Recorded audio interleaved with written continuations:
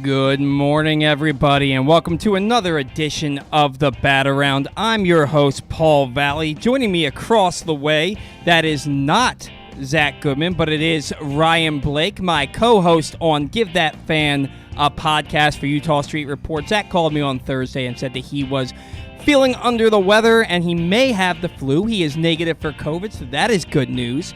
But he was unable to come in to do the show today, so Ryan graciously at the last minute agreed to fill in for Zack. And Ryan, we're glad to have you. How are you this morning? I'm great. Happy to do it. Always appreciate you offering me the spot when you need an extra hand. And yeah, it's good to be here. Yeah, we are, like I said, glad to have you here. I'm running the board today, and I am rusty.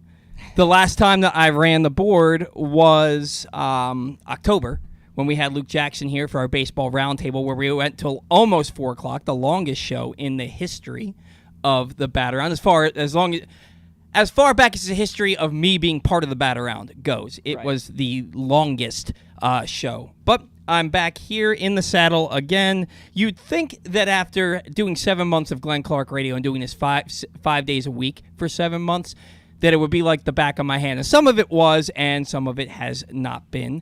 Do not adjust your screens. That says Zack next to Ryan's head, but we know that is not Zack. In fact, what I'm going to do is I'm going to move this off screen, and so now it just says nothing. It's just Ryan's beautiful face.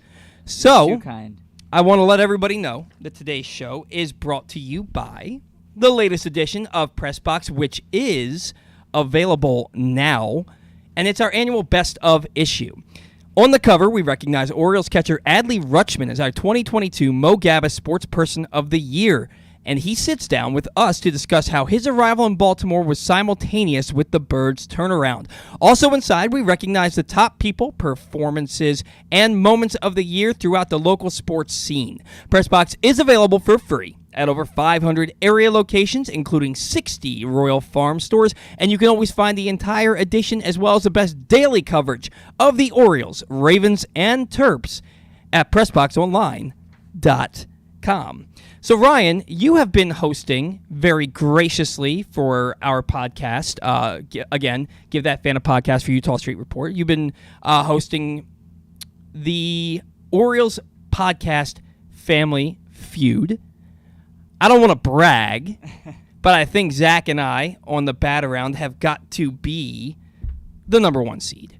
We've got to be at this point. We've just been torching teams. And when I say torching teams, we were down in the first round, and we came back and won the last three, the last 3 rounds, I guess it is, in the first round. I don't remember if you were down, if you lost the first 2, or if you were down after 3 rounds and then won the last 2. Yes, that's what it was. We were down after 3 rounds, and we won the last 2 to send MASN All Access to the losers bracket. MASN All Access, I was like, that's the 1 seed, man. How are you gonna give your co-host the 1 seed in the first round? What's that about? Well, we knocked them to the losers round, to the losers bracket, or the consolation bracket, and then they lost again in the second round, and MASN All Access is out. We faced off with Section 336 in the second round, and in that one we torched. Zack and I ran away with that. Zack texted me after the show, and he says to me, "You have got to be the greatest Orioles historian of all time." And I said, "That's very kind of you. It is nowhere near factual. But I am like the Rain Man when it comes to the Orioles trivia, when it comes to Orioles history." And in part because when I was going through school, and I went through, I got an associate's degree in English from Harvard Community College, and I got a bachelor's degree in mass communications, journalism, and new media at Towson. And there were a lot of speech classes and a lot of presentations. And I always did it on the Orioles. So I am pretty boned up on my Orioles trivia. But we've got a third-round matchup in the semifinals to get us into the championship. We are undefeated, and we're taking on another undefeated team. What is it? Talkin' Birdie? Is that who we're taking on? The Warehouse Podcast. The Warehouse Podcast. Yeah. That's who we're taking on. They knocked out Talkin' Birdie in round 2, sent them down to the losers bracket, but they beat Locked on Orioles in UPOT Street just a couple nights ago to stay alive. So they'll be facing elimination from here on out. But yeah, you and the Warehouse Pod, 2-0, sitting pretty. We'll have a matchup maybe later this week, early next week. We'll see. I need to get one more losers bracket matchup out of the way. But Sure. yeah, I mean, it's been a ton of fun, and I think, yeah, you guys are the favorites. And regarding seeding, like, I didn't seed the bracket I just know. because I know. I'm just giving you a hard time about that. It was all based on who was available on which nights, and of course now I have to do it. I have to have 2 teams available on the same night, 2 Right. specific teams, instead of the first round where I could kind of set up the matchups based on who was available which night of the week. Sure. But yeah, moving forward, it's going to be a set schedule. We've got, I think, 5 matchups left. It'll be 6 if the undefeated team loses in the first championship game. There will be a second. But yeah, it's been a ton of fun. It's kind of trivia-ish. A lot of questions that are trivia related, some that are not, and just more fun. But they're all about the Orioles, and it's been a blast. Yeah, on the last one, I saw both podcasts, and I believe that was. What were the 2 podcasts that were squaring off?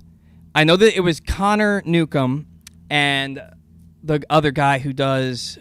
They are solo acts, Right. and so they were paired up for this whole thing, and it was them going up against It was Talking Birdie. Talking Birdie. They were going up against Talking Birdie, and oh my gosh, it was one of the most epic things I've ever seen.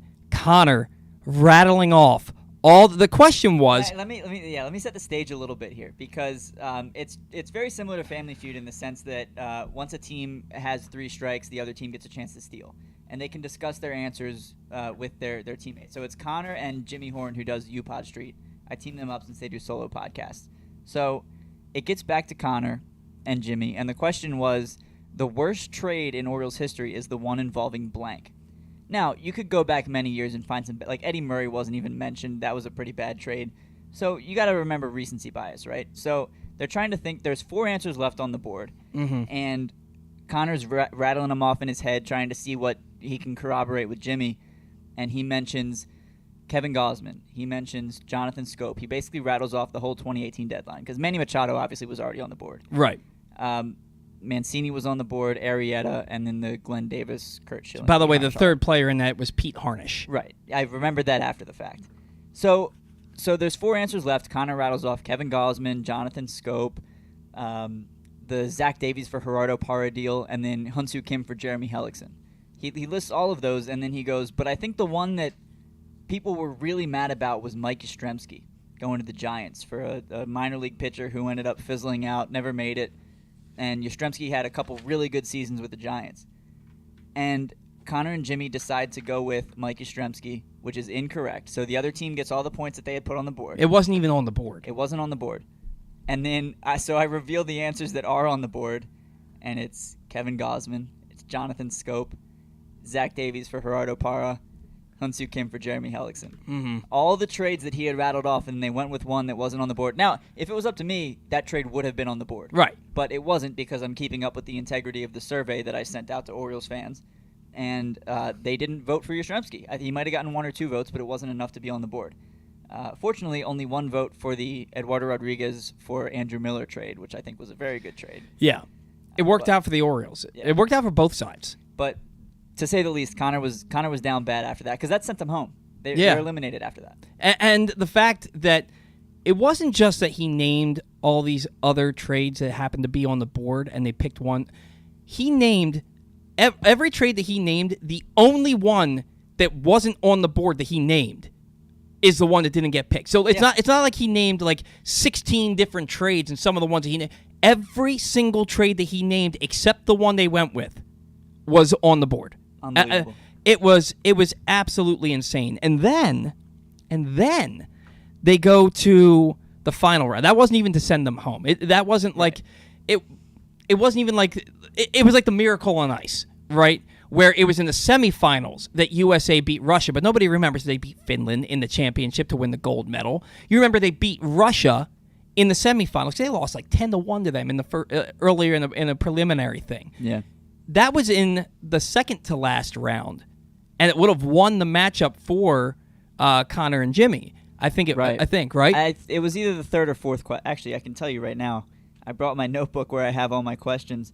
That was the fourth question. That was the fourth question, and so in the fifth question, it was name an Orioles pitching prospect, and poor Connor, he says, Jimmy, I know that you know the big ones. I know the rest of them, so I'll choose the obscure ones, and you not even obscure ones, the lesser known ones, and you go with the guys that everybody knows.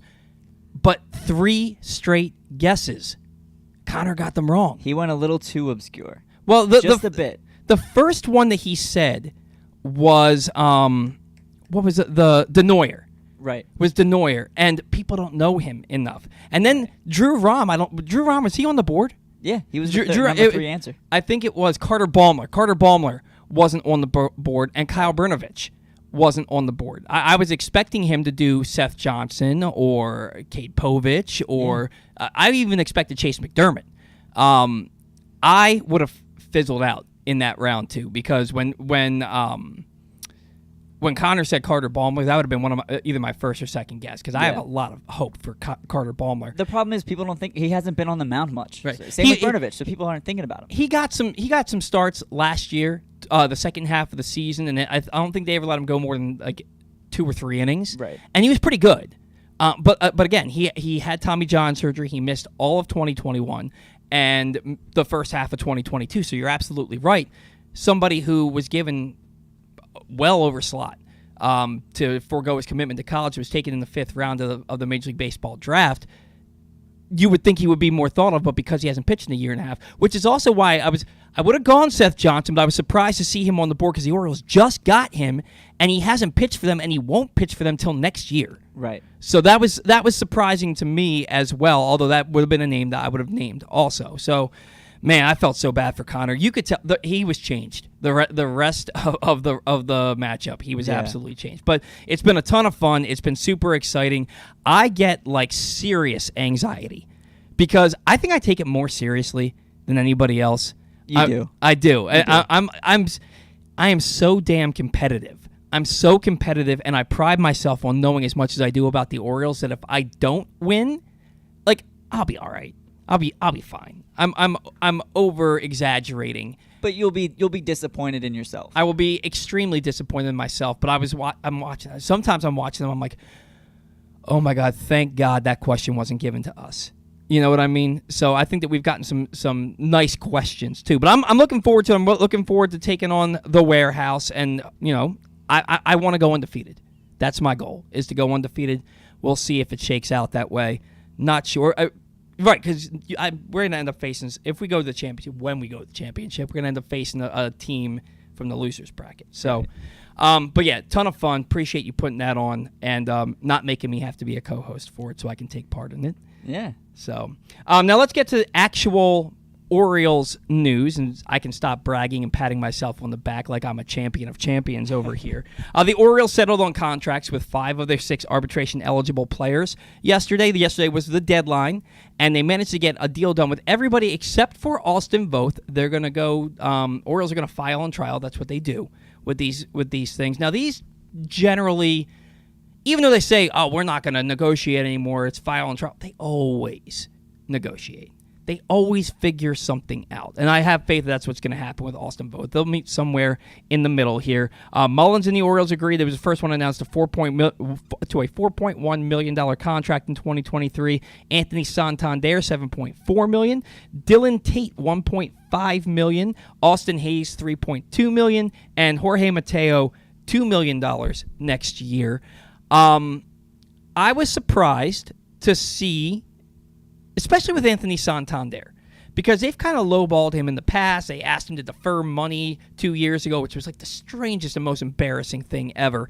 Yeah. And they lowballed Trey Mancini by like $750,000 last year. So I kind of expected more of the same with Anthony Santander. Kudos to them and Santander for getting a deal done and not having it come to that. But the last thing this team needs, with a family lawsuit going on and then saying lift off and then not doing anything in the offseason that's been noteworthy. Kudos to them for getting something done to take one thing away from, I'm not going to say shame, but for lack of a better word, shame. Right. For right now. Your thoughts on the guys agreeing to the contracts and what this looks like moving forward. Austin Hayes, I was also a little bit surprised about. I thought he was a DFA candidate, to be perfectly honest with you, but it looks like he's firmly in their plans for next season. Yeah, we had talked about that on our show a little bit, how, it's not 100% clear what Austin Hayes' role will be moving forward on this team. but clearly the Orioles value him. I think it's still too early to, is he a DFA candidate? Yes. Do I think it's a little early for that? Probably. Only because we were talking about him as an all-star in the middle of last season. Yep. Before he completely fell off. And so there is some potential. Like, he hit for the cycle against the Nationals and then forgot how to baseball.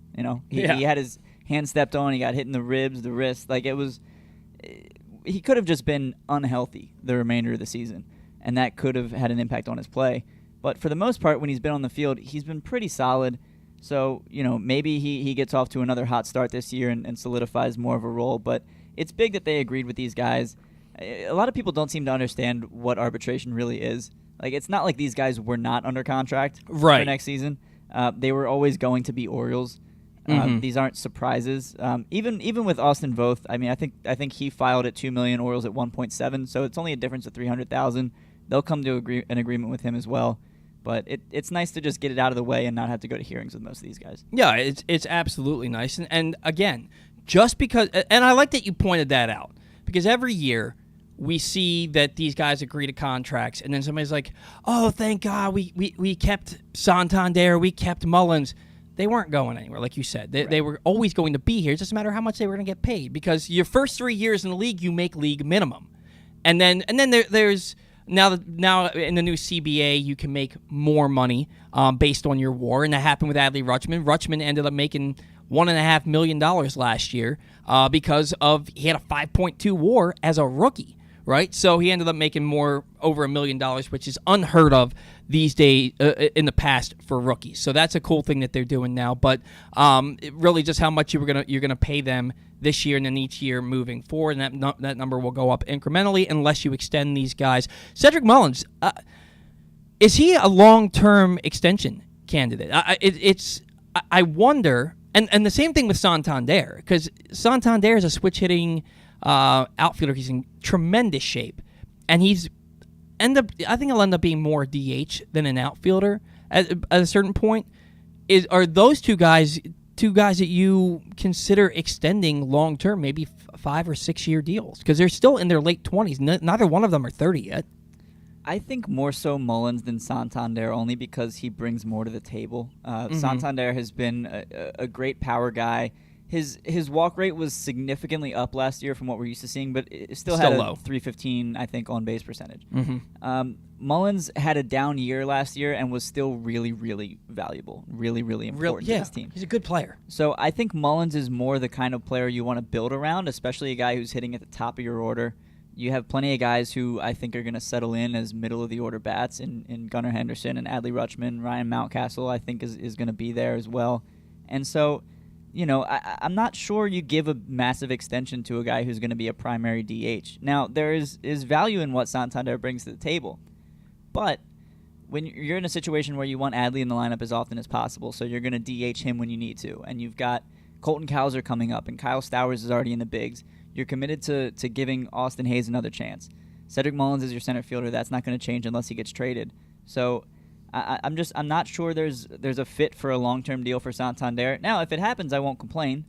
But I think Mullins is more likely if they go that route. Yeah, and I tend to agree with you there, although they're going to give Santander some run at first base in spring training. And I wouldn't be surprised if the first spring training game, which is usually right around my wife's birthday, which is February 23rd, that's usually right around their first spring training game.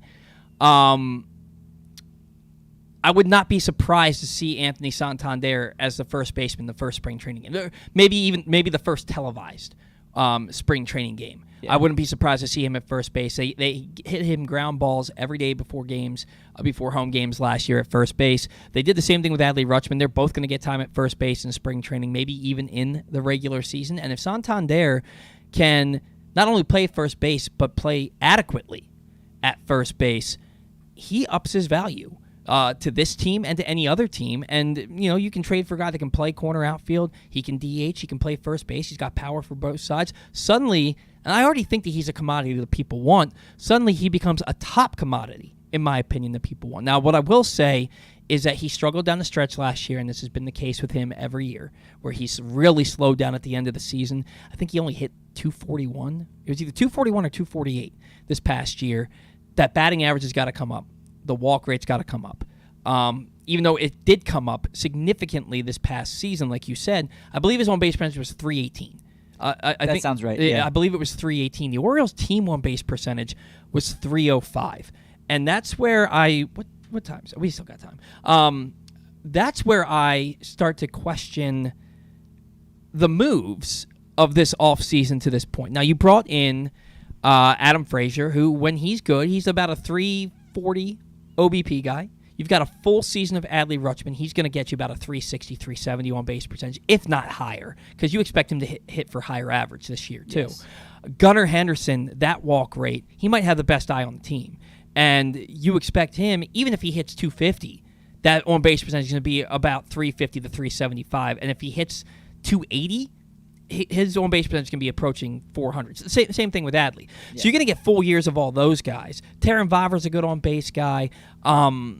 So you expect the team on-base percentage to go up, but you still have Anthony Santander, Jorge Mateo, Ramon Arias, Austin Hayes. These guys aren't great on-base guys. Have they done enough, in your opinion, to up that number? Because, look, the only team that I don't feel like got better this year is Boston in the AL East. Every other team got better. They have a lot of question marks in their rotation. A lot of guys who we have a lot of hopes for, but are unproven. They only added one guy, and he's not a big-time bat in Adam Frazier to their lineup. Have they done enough where they can keep pace in the AL East? It's a tough question to answer because I look at last season, right? The Orioles improved by 31 wins. Mm-hmm. They're not doing that again. Their big offseason. Well, no, they're not. But their big offseason acquisition was Jordan Lyles. Mm-hmm. After that, Rougned Odor and Robinson Chirinos to kind of round out the roster. But there was really nothing aside from that. The biggest improvements that we saw came when Adley Rutschman was called up. Yep. And when Gunnar Henderson was called up. And when Taron Vavra started hitting. When Kyle Stowers started hitting. When Kyle Bradish was called up. And you know, he didn't have a great year, but he had some stretches where he was a dominant starting pitcher. Same with Dean Kramer. The biggest improvements we saw came with guys we already had in the system coming up and making an impact. We have a whole new crop of those guys coming this year. Mm-hmm. Grayson Rodriguez is going to be in the rotation perhaps to start off the season. I think from day one. I think so too. DL Hall I think should be as well. He was his peripheral stats out of the bullpen last year were phenomenal. The ERA was a little high, but everything else looked great. You're going to have Colton Cowser come up at some point. You're going to have Jordan Westberg, Connor Norby, Joey Ortiz all fighting for an infield spot. I think the biggest improvements we're going to see are going to come from within, and that's why I'm satisfied with the Orioles kind of tying up the loose ends from last year. And not, granted, I would have loved to see them make a splash, right? I would have loved to go out and get a Carlos Rodon, but you have a Kyle Gibson to give you your veteran presence in the rotation. You upgrade Rougned Odor with Kyle Frazier. You upgrade Adam Frazier. Sorry. You upgrade from Robinson Chirinos by going out and trading for James McCann for a 20-year-old minor leaguer who wasn't really on anybody's radar. I think they have made small improvements, but improvements nonetheless. And I think we're especially going to see, you know, like I said, these young guys coming up who we already have in the system. There's a lot of them knocking on the door. It's a great farm system. There's a lot of depth, a lot of talent, and it's a good problem to have. Yeah. I 100% agree, and I like that you said DL Hall should get the opportunity in the rotation. I mean, we have Ben McDonald coming up at 11:05 today, and we're going to talk with him at length about DL Hall. Now, the ERA for Hall at the big league level was 5.93, but his FIP, his fielding independent pitching, was 165, which is absolutely absurd. The discrepancy there is huge. You never see it that high.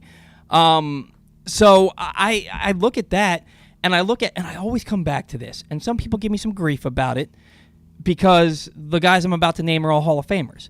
But imagine if the other teams, if the Mets and the Astros had given up on Nolan Ryan, if the Expos and the Mariners had given up on Randy Johnson, if the Orioles had given up on Jim Palmer, when they were walking the world early in their careers. And I've mentioned this numerous times. Randy Johnson, at age 26, 27, and 28, those 3 years in a row, led the majors in walks.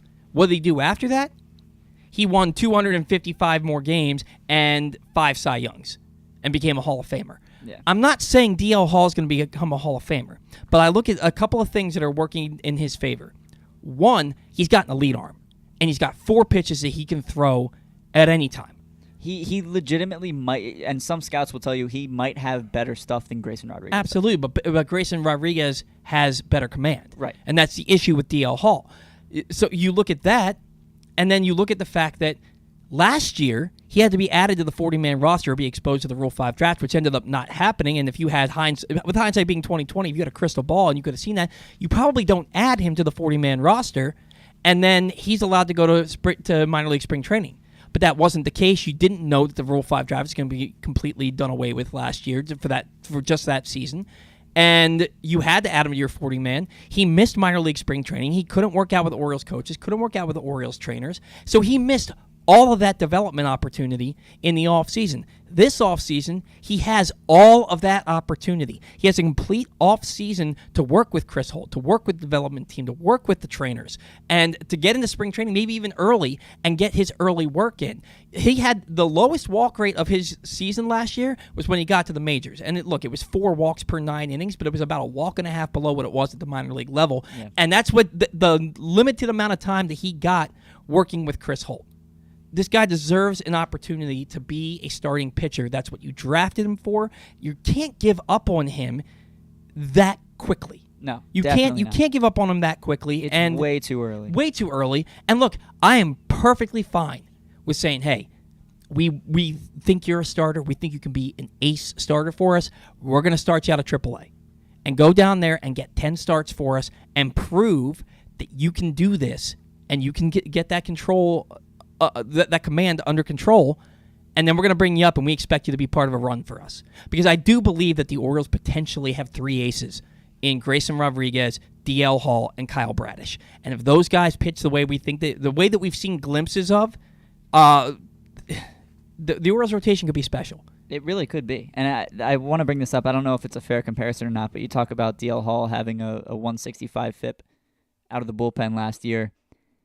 Small sample size, granted, but in comparison, 2016 Zach Britton, who had one of the best relief pitcher seasons we've ever seen, his FIP in 2016 was 194, about 0.3 higher than DL Hall. So maybe not a fair comparison. Obviously, it's a small sample size for DL Hall. Britton pitched out of the bullpen that entire season, had 47 saves, a 0.54 ERA.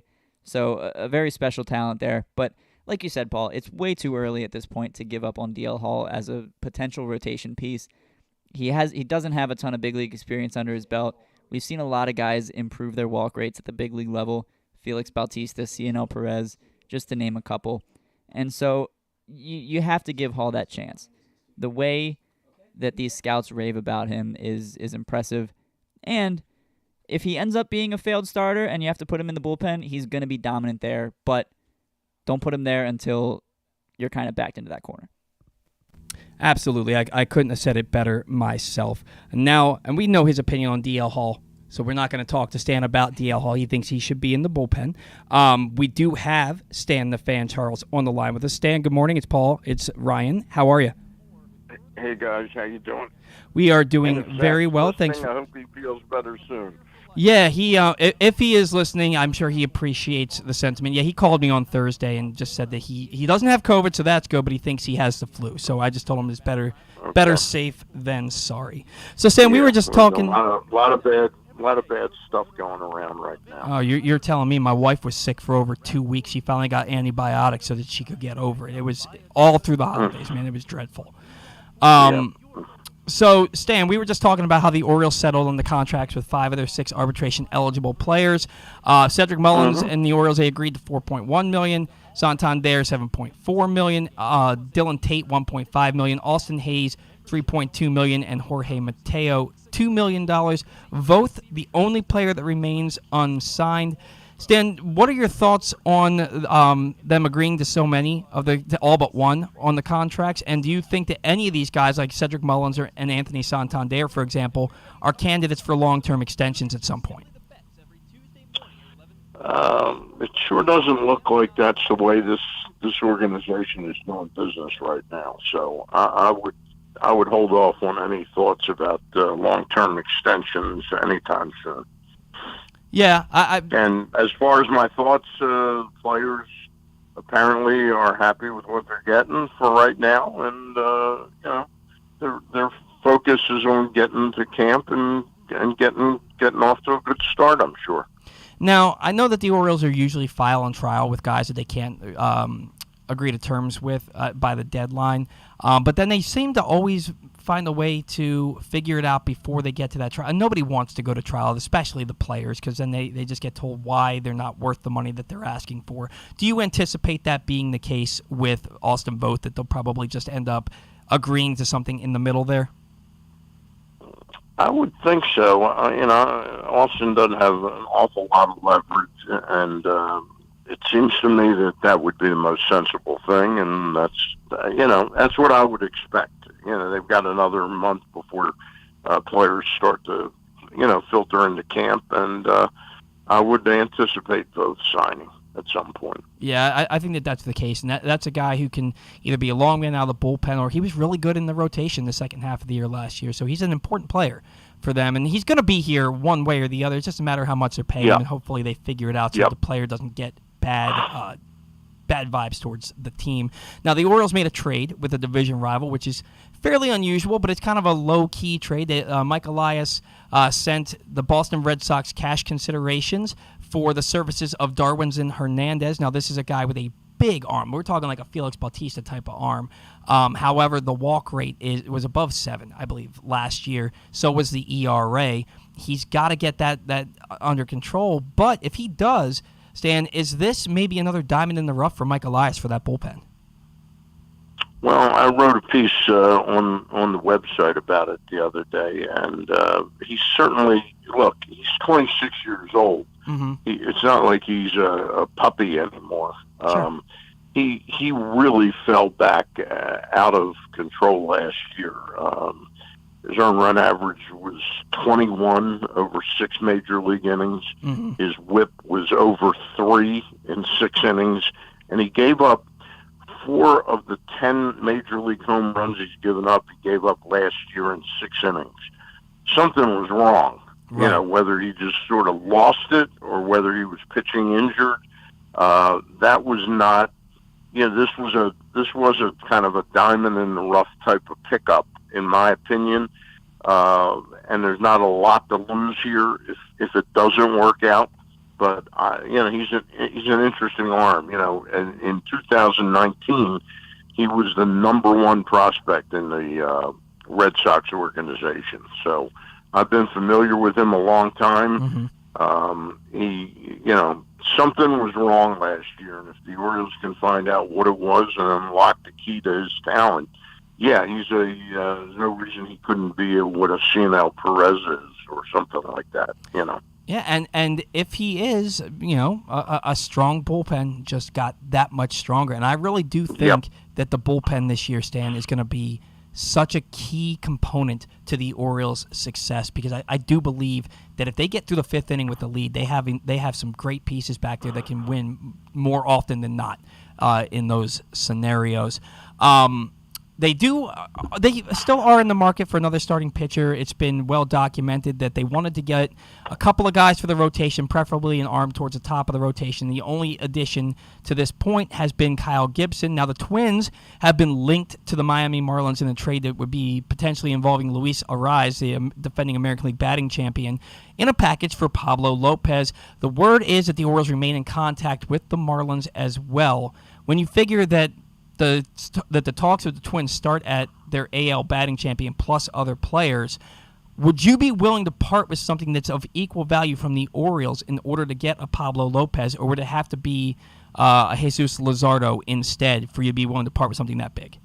I'd much rather aim for look. If I woke up tomorrow and Pablo Lopez was member of the Orioles rotation, I say, great.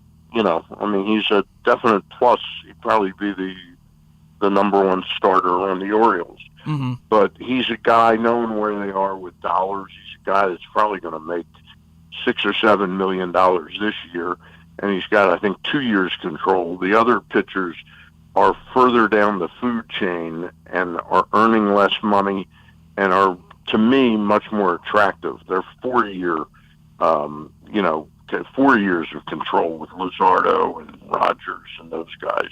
So I'd be much more interested in one of those guys. Yeah, and given what we have, we don't have a package that surrounds Max Kepler and Luis Arraez. Yeah. First of all, I've heard that Arraez would not be a part of that deal. So it would be, to me, it would be something like Kepler and maybe another young player for like a Luzardo, if the Twins pull it off. And so I don't think I think Lopez, if he gets traded, is going to go to the Dodgers. That's where I think he's going to end up. Okay. So at this point, what is your hopes for the Orioles pulling off any kind of trade for another pitcher? I'm almost convinced, Stan, that they're basically done making any other moves for right now, except for maybe Michael Wacha. But I'm just not sure about that. Yeah, it certainly doesn't look like that trade that I've been wanting for so long is even close to happening. I don't see us doing anything at this point. Yeah, I think that they're gonna. I think they like what they have internally for their rotation candidates, and I think that they like what they have on offense. I think that they think that Adam Frazier kind of elongates the lineup. If you maybe put him in the 2 hole, and then you have Gunnar batting third and Rutschman batting fourth, makes that lineup a little bit better. And I think that they're ready to move forward, and see what they have with this team for 2023, where they stand currently. So now, and where they stand currently, in my humble opinion, is that they're still probably the 4th best team in the American League East, and that's because Trevor Story has to have internal brace surgery to repair he just had it, to repair a torn UCL rather than going the Tommy John surgery route. He's still expected to miss a large chunk of the season, if not the entire season. But the Red Sox, they went out and they got that outfielder from Japan. They made some moves for the rotation and for the bullpen, but it doesn't really feel like they got much better. Had the Red Sox done enough to even pass the Orioles in this division?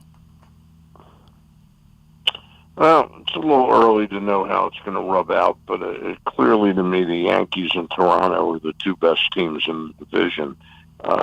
Tampa's got to have a lot go right for them to be as good as they've been the last couple of years. Mm-hmm. So I could see the Orioles perhaps, if stuff breaks right with the current crop that they have, John Means comes back, in June and gives you maybe 60 innings this year, and pitches at his level.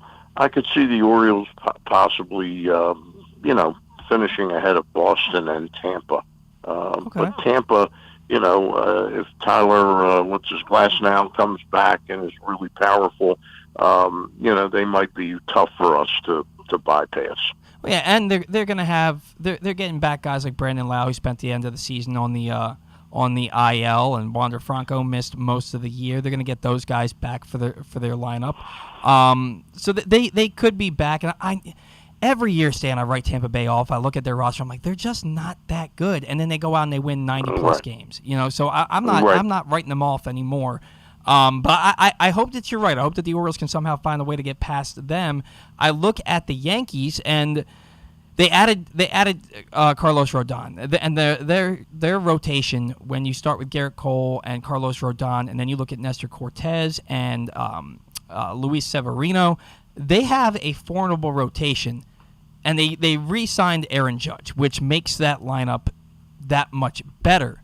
And I believe they brought back Anthony Rizzo too, right? He got a 2-year deal. Yeah. But I look at the Yankees lineup and I think, aside from Judge, this is a beer league softball team. Do you really believe that their lineup is that much better? We saw a really bad summer swoon from them this past year, and they have all the same guys. Yeah, I still think they're much better than the Orioles at this point in time. The pitching is just much better. Yeah, it's much more proven. Yeah. You're right. The starting rotation is incredible, and they added Tommy Canley to the back end of that the back end of that bullpen again. So the bullpen should be back and better this year. And healthy. And again, all this depends on health. And Aaron Judge and Giancarlo Stanton, they're not surefire things to be healthy, but if they are and they're in the middle of that lineup, they are a dangerous team. So we'll see how all that. Rizzo's got Rizzo with the end of the shifting, and every team's got probably a candidate or two that are going to be aided by that. But Rizzo's a guy who hits a lot of times into that shift. So without the shift, he may be a much more formidable player.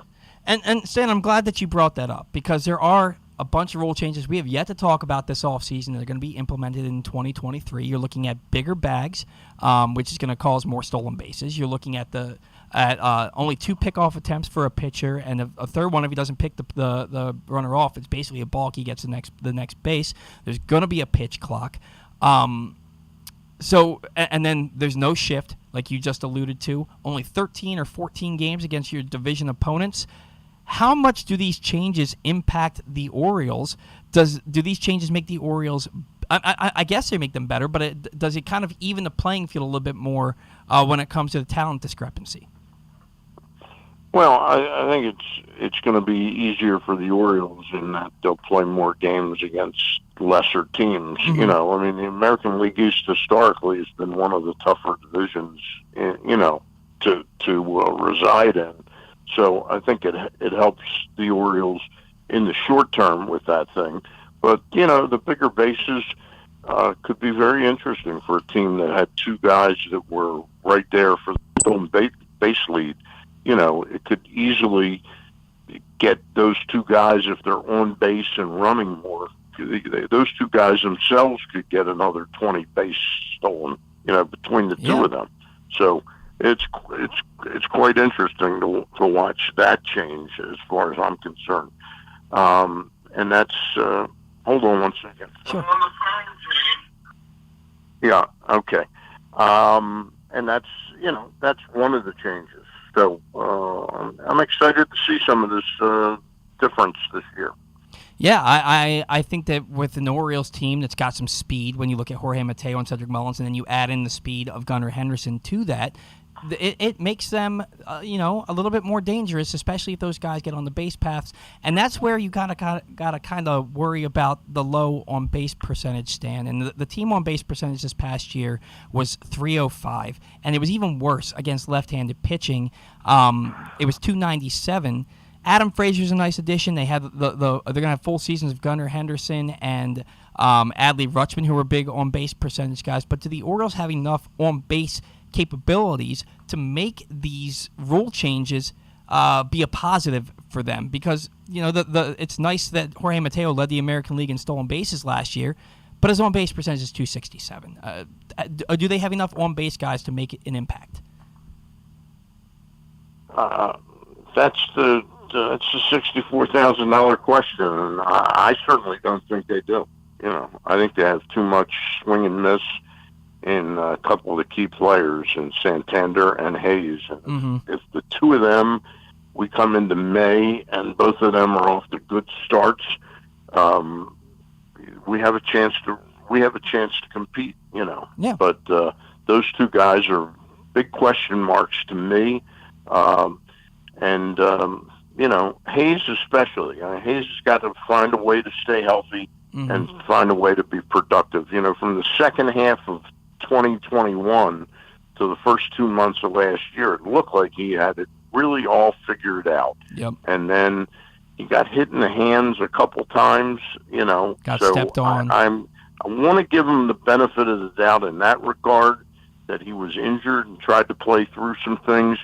But the bottom line is the bottom line. At the end of the day, he's a substandard player right now because of that on-base factor. And with that in mind, was it a little bit surprising to you that the Orioles didn't? I thought that he was a potential DFA candidate if he didn't get traded. The Orioles just agreed to pay him $3.2 million this upcoming season. Is that a bit of a surprise to you, given what you just said, his injury history and how awful he was from July on last year? Yeah, I'm I'm not really surprised. I expected him to be dealt, but I guess that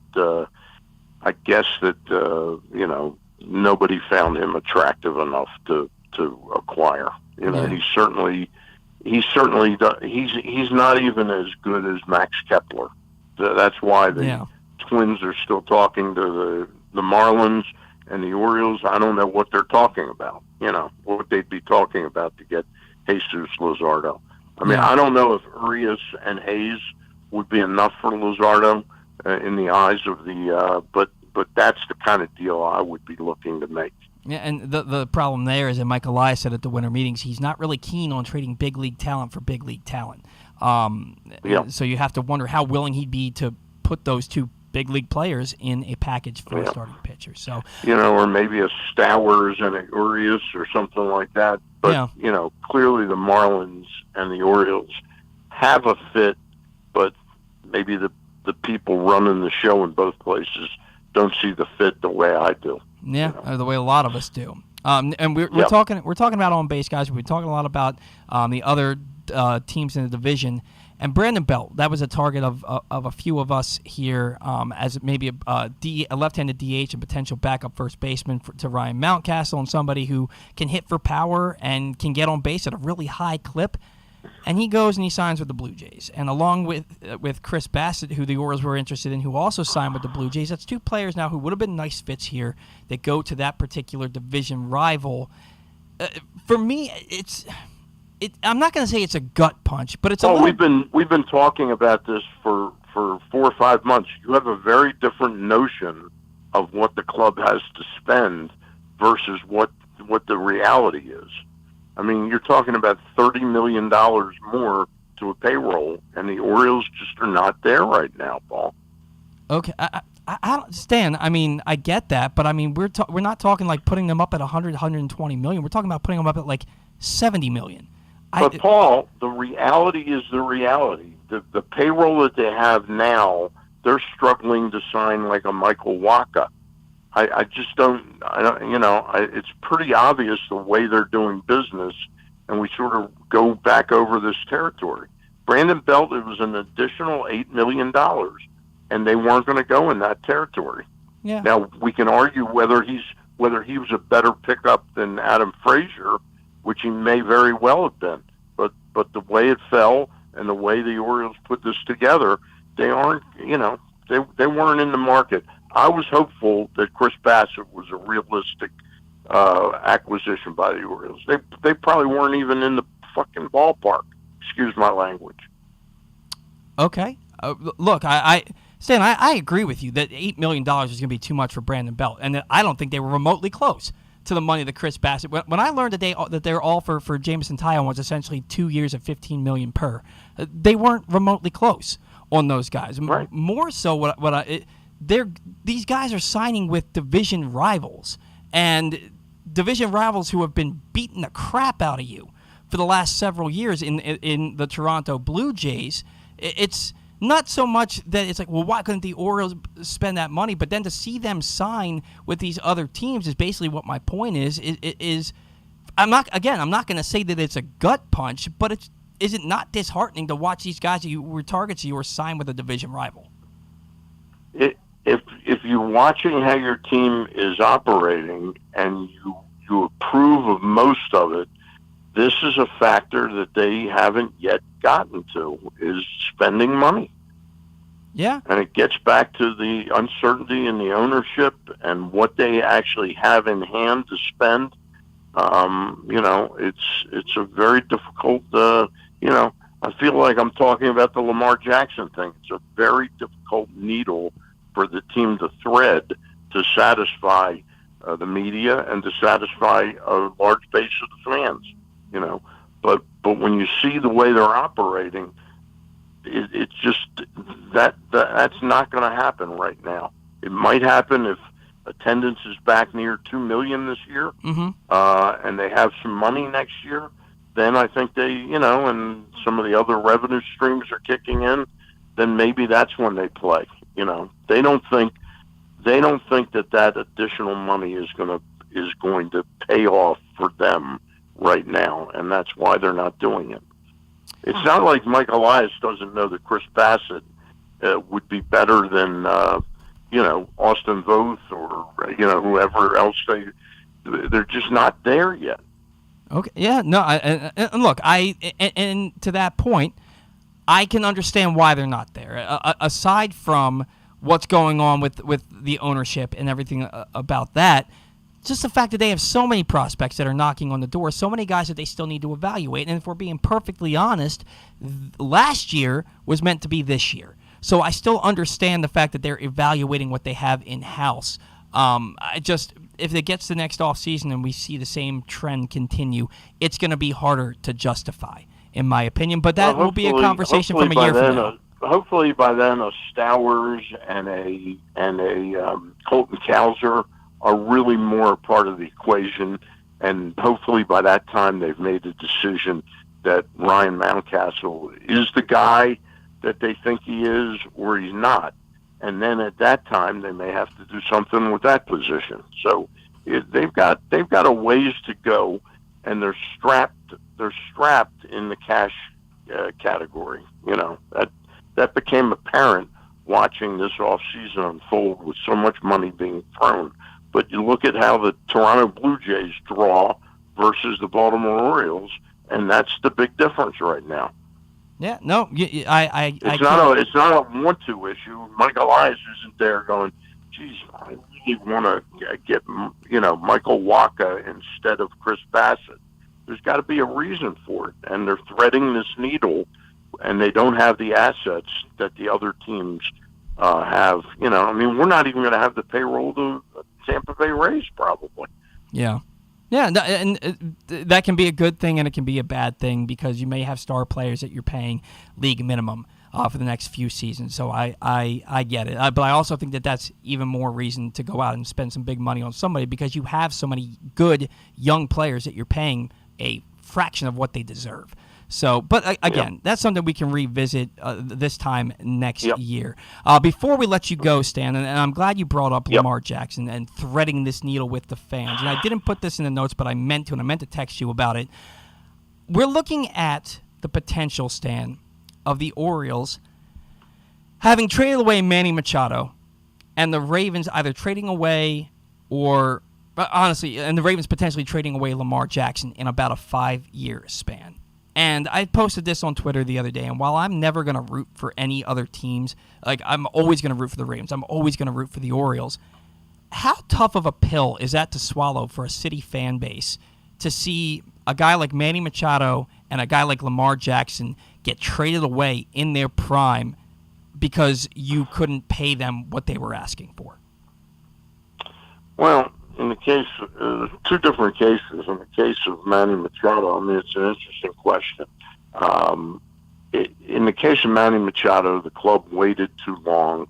They at one point were close to like a 5-year deal, and then Peter had cold feet over some of the medicals. There are legitimate reasons to have feared that his knees were going to really affect him career long, and that you were getting into a situation, which is why, and at the time it wasn't like a 10-year deal. I think it was like a 5-year deal that would have, kept him around longer. Mm-hmm. But we'd be nearing the end of that 5 years now.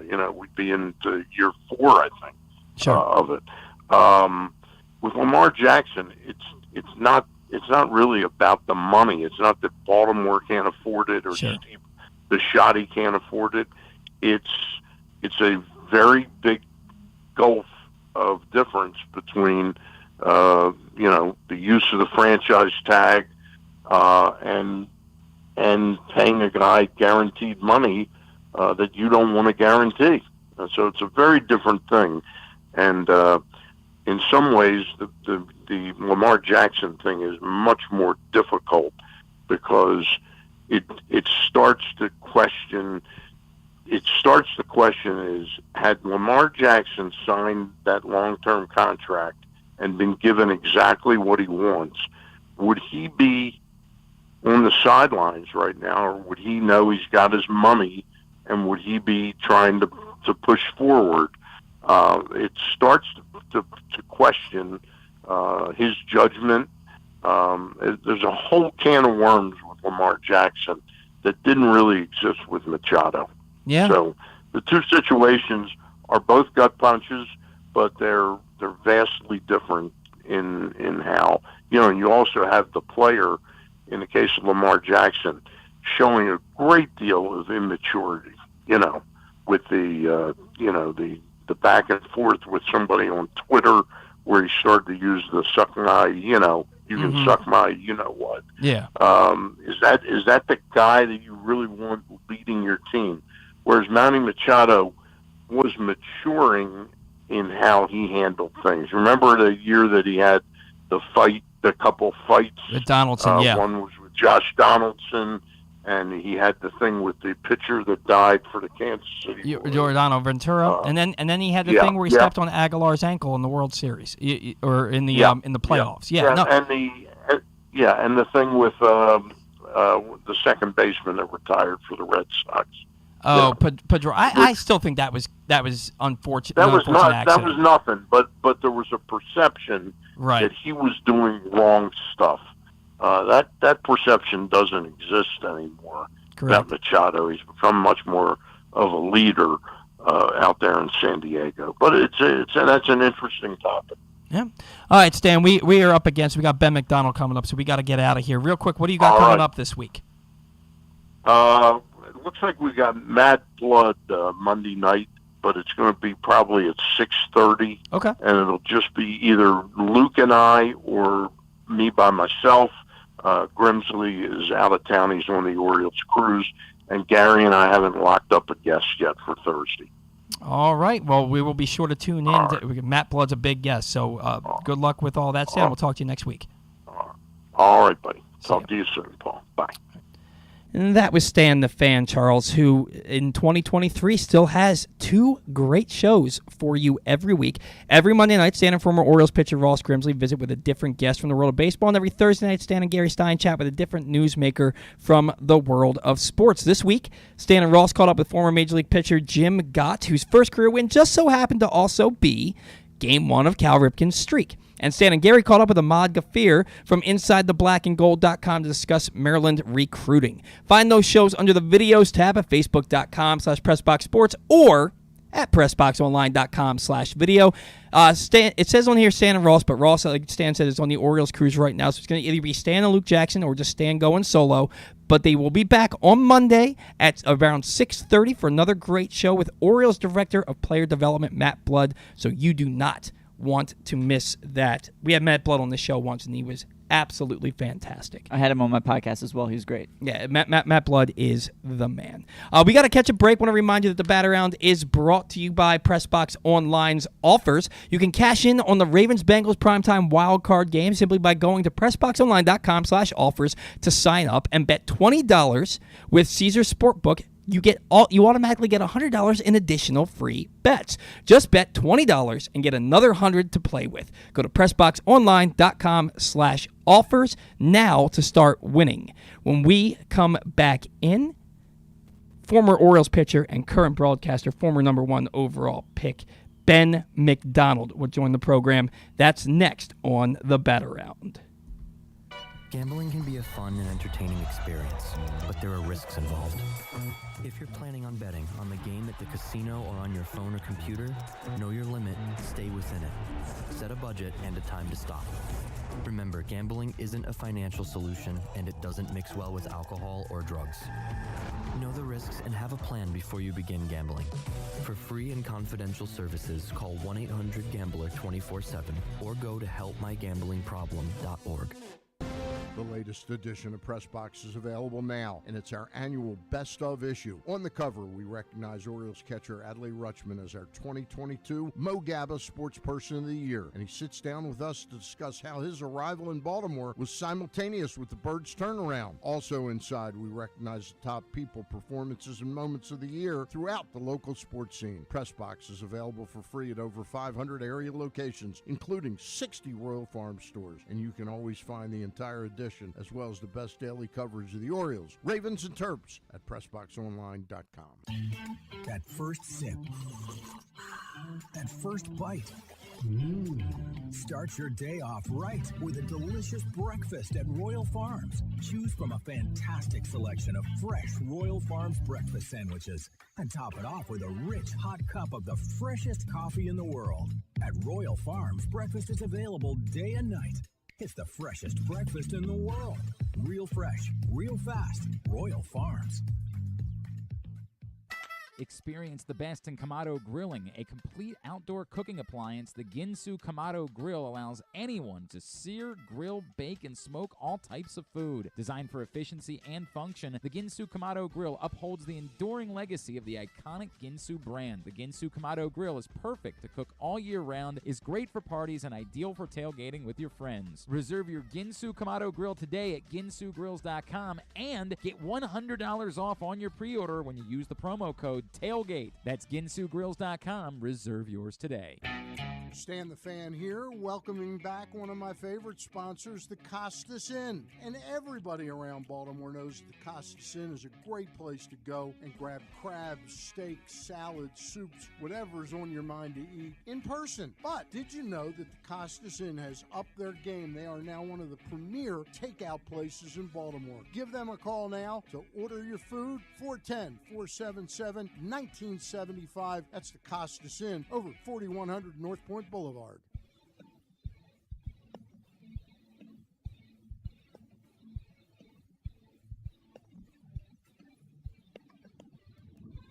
All right, welcome back to the Bat Around. Thanks again to Stan the Fan Charles for joining us for his weekly segment. And Stan, in his excitement over one of my questions, he dropped a word that we're not allowed to use on the air, and I want to apologize for anybody that was offended. I'm not apologizing for Stan. Stan's a great guy, and he afforded me this opportunity to do this show. And it's just sometimes in the heat of the moment, words get dropped that we're not supposed to say. So if anybody was offended, or if anybody is listening where there could be blowback, I just want to apologize on behalf of Stan. I know he did not mean to drop that word. So, but thanks for continuing to stick with us if you are still sticking with us. We do have Ben McDonald coming up here in a matter of moments. But real quick, Ryan, while I get Ben on the line, I want you to give us your take on what you expect the Orioles to do with their infield, because they've got Gunnar Henderson, they've got Ramon Arias, they've got Adam Frazier, they've got Jorge Mateo. That's 4 guys for 3 spots, with Connor Norby and Jordan Westberg knocking on the door. What do you expect this team to do moving forward? Because there's a logjam there, and if they're not going to make a trade, they got a lot of guys for not a lot of positions. To be honest, I don't know what I'm expecting. I can tell you what I would do if it were up to me, and that would be you move Jorge Mateo in a trade. There have been some rumors of interest in Jorge Mateo as a potential trade candidate. Now, whether the Marlins have any interest in including him in a deal for a pitcher, we don't really know at this point. But yeah, Paul has said it many times on the show. His on-base percentage was .267. Yes, I know he's fast. Yes, I know he plays good defense. But you have Gunnar Henderson, who you're moving to third base, which, by the way, is the position where Ramon Arias won a Gold Glove last year. So it's I talked about all the young guys coming up. It's a good problem to have, but at the same time, you want to put your best foot forward. And I think having an infield, obviously Adam Frazier is going to play. You're giving him $10 million. You're not going to have him be a utility guy. And so he's going to be your second baseman. I would personally like to see Gunnar at either spot on the left side and give one of the young guys a chance. That's my take on it. I think you have to move one of Mateo or Arias, but I'm not making the calls. And with that in mind, joining us now, former Orioles #1 overall pick and elite pitcher in my mind, and current Orioles broadcaster who has a new contract now, Ben McDonald is live with us. Ben, it's Paul, it's Ryan. How are you today? How we doing, guys? Everything good? Yeah, man, we're doing good. We're inching closer to the baseball season, so we're loving life over here. You got to be loving life. You just signed a new contract with MASN. How's that working out for you?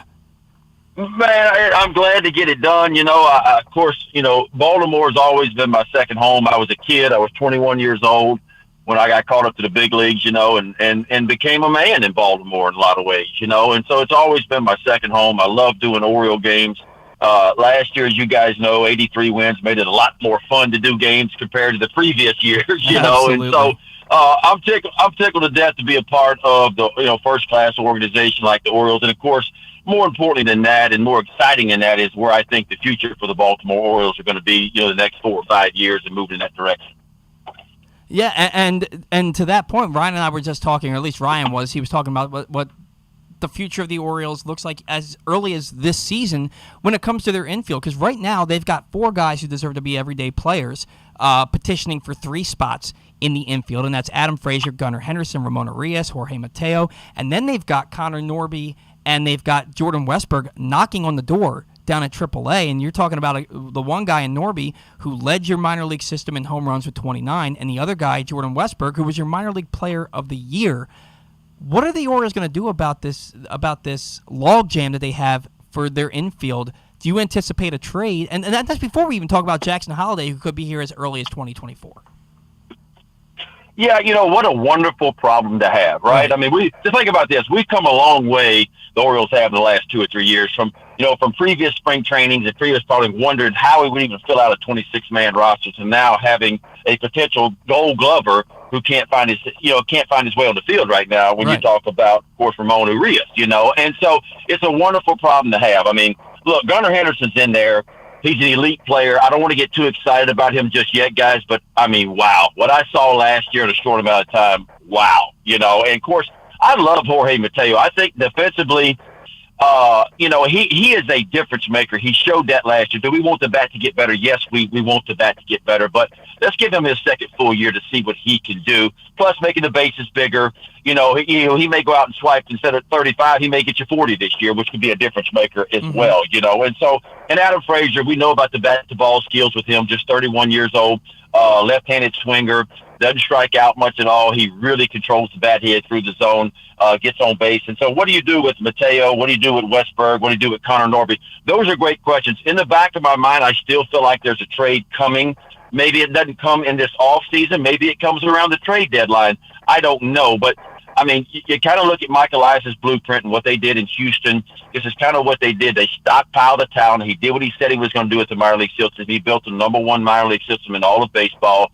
And now you have an abundance of talent that is out there right now. So I think if the right piece comes along, you could see a move. I think there's a lot of things that could happen this year. Heaven forbid the Orioles fall out of the race. I could see a potential trade of Adam Frazier.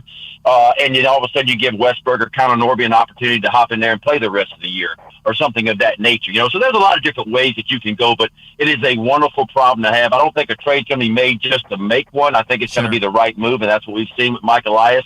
But it's a good problem to have, guys. Let's be honest. No, you're absolutely right. It's an incredible problem to have. And I honestly believe that in 2024 or 2025, you're going to see a left side of the infield that features 2 all-star players in Jackson Holliday and Gunnar Henderson. I love the problem that's facing the Orioles right now. Another problem, though, Ben, that's facing the Orioles is they've got a lot of rotation options. They've got a lot of arms that intrigue you. You're looking at Grayson Rodriguez, Kyle Bradish, Dean Kramer, D.L. Hall potentially. John Means could be coming back. But these are a lot of unknowns to this point. They go out and they acquire Kyle Gibson. They stressed the need to add a top-of-the-rotation arm. But as of 11:11 Eastern Standard Time on Saturday morning, he's the only rotation move that they've made. And you talk about potentially trading. I imagine the trade would be for starting pitching. Do they need to do that, or do you anticipate that this starting rotation can be pretty damn good in 2023? Well, I mean, yeah, look, as a fan, I look at it, I go, yeah, I want a real #1. Like, we all want a real dude, like a real shutdown #1 kind of guy. I think they're hoping that Grayson Rodriguez develops into that. Obviously, he will not be that this year. This will be a big learning year for him. I think he's in the rotation, barring some type of injury in spring training or just poor performance.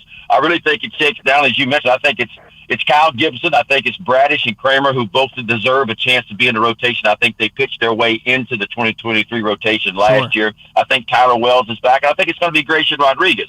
Now, what do you do with the rest of them, right? Austin Voth had proved himself to be very valuable last year. D.L. Hall, for me, guys, right now, from what I saw last year, I still think he's a part of a relieving core this year. I just don't know that he's ready to be a starting pitcher unless he just comes out and wows me in spring training. I know they said he's going to get an opportunity to be a starter, but I also think while we're trying to sort things out right now, I think he could be a valuable piece from the left side down in that bullpen, a guy that comes in and just kind of blows and goes with a couple of different pitches and can get you out of an innings from time to time. But remember this, though.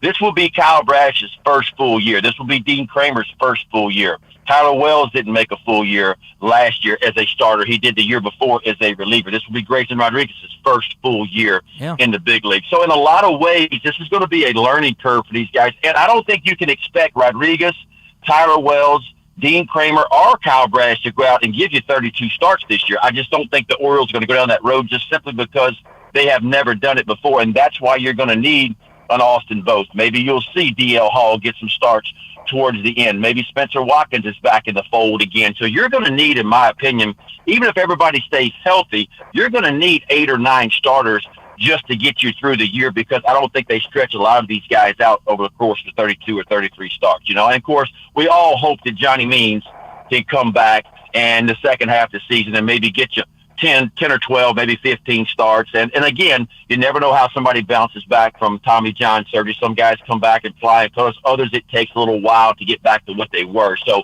you know, there's a lot of question marks out there. But compared to where we were this time last year, I love what I'm seeing from this rotation.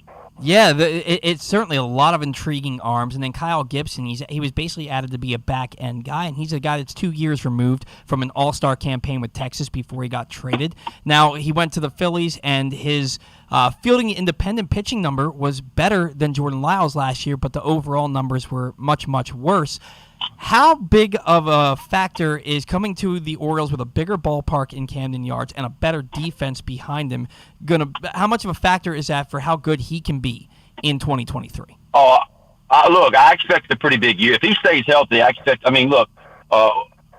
the bigger ballpark plays, and when you know you have the confidence, when you have an elite-type defense behind you, I think as a pitcher, I can speak for that. You're not afraid to pitch to contact sometimes because you know the guys behind you are going to make the plays and get the guys down. It's when you have a poor defense, and he did a lot last year with the Phillies. You know, the Phillies defense wasn't great for most of the year last year, right. And so he had his struggles with them. And so that puts in the back of your mind, oh, my gosh, I got to strike every guy out. I can't let the ball be put in play. And so even though he's a veteran guy, I think the fact that he knows the defense is solid behind him, he's got a big, big fence out there at Camden Yards out in left field. It's a dungeon out there. And so I think it gives you a lot of confidence to go out there and do. And I think, you know, if you go back and look last year, Jordan Lyles' career ERA was, 5.1, 5.2, and yet he comes in and pitches to a 4.5 last year, Yep. you know, for the Orioles. And then, look, he was wonderful. And I'm not taking anything away from him, but a bigger ballpark matters and defense matters too. And so I look for him to have a solid year. I don't think he's a number 1, 2, or 3 kind of guy, but he's a guy that's going to take the ball every 5th day.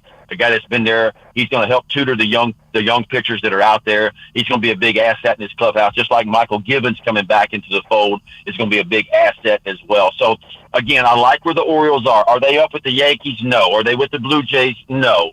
But we've also seen in baseball is different. I don't think anybody gave the Phillies a chance last year to get where they got, you know, going through the year last year. But yet baseball is a different kind of game. So the question for the Orioles is they won 83 last year. We know it's going to take probably 88 to 90 wins to get into that wild card, to get to the playoffs.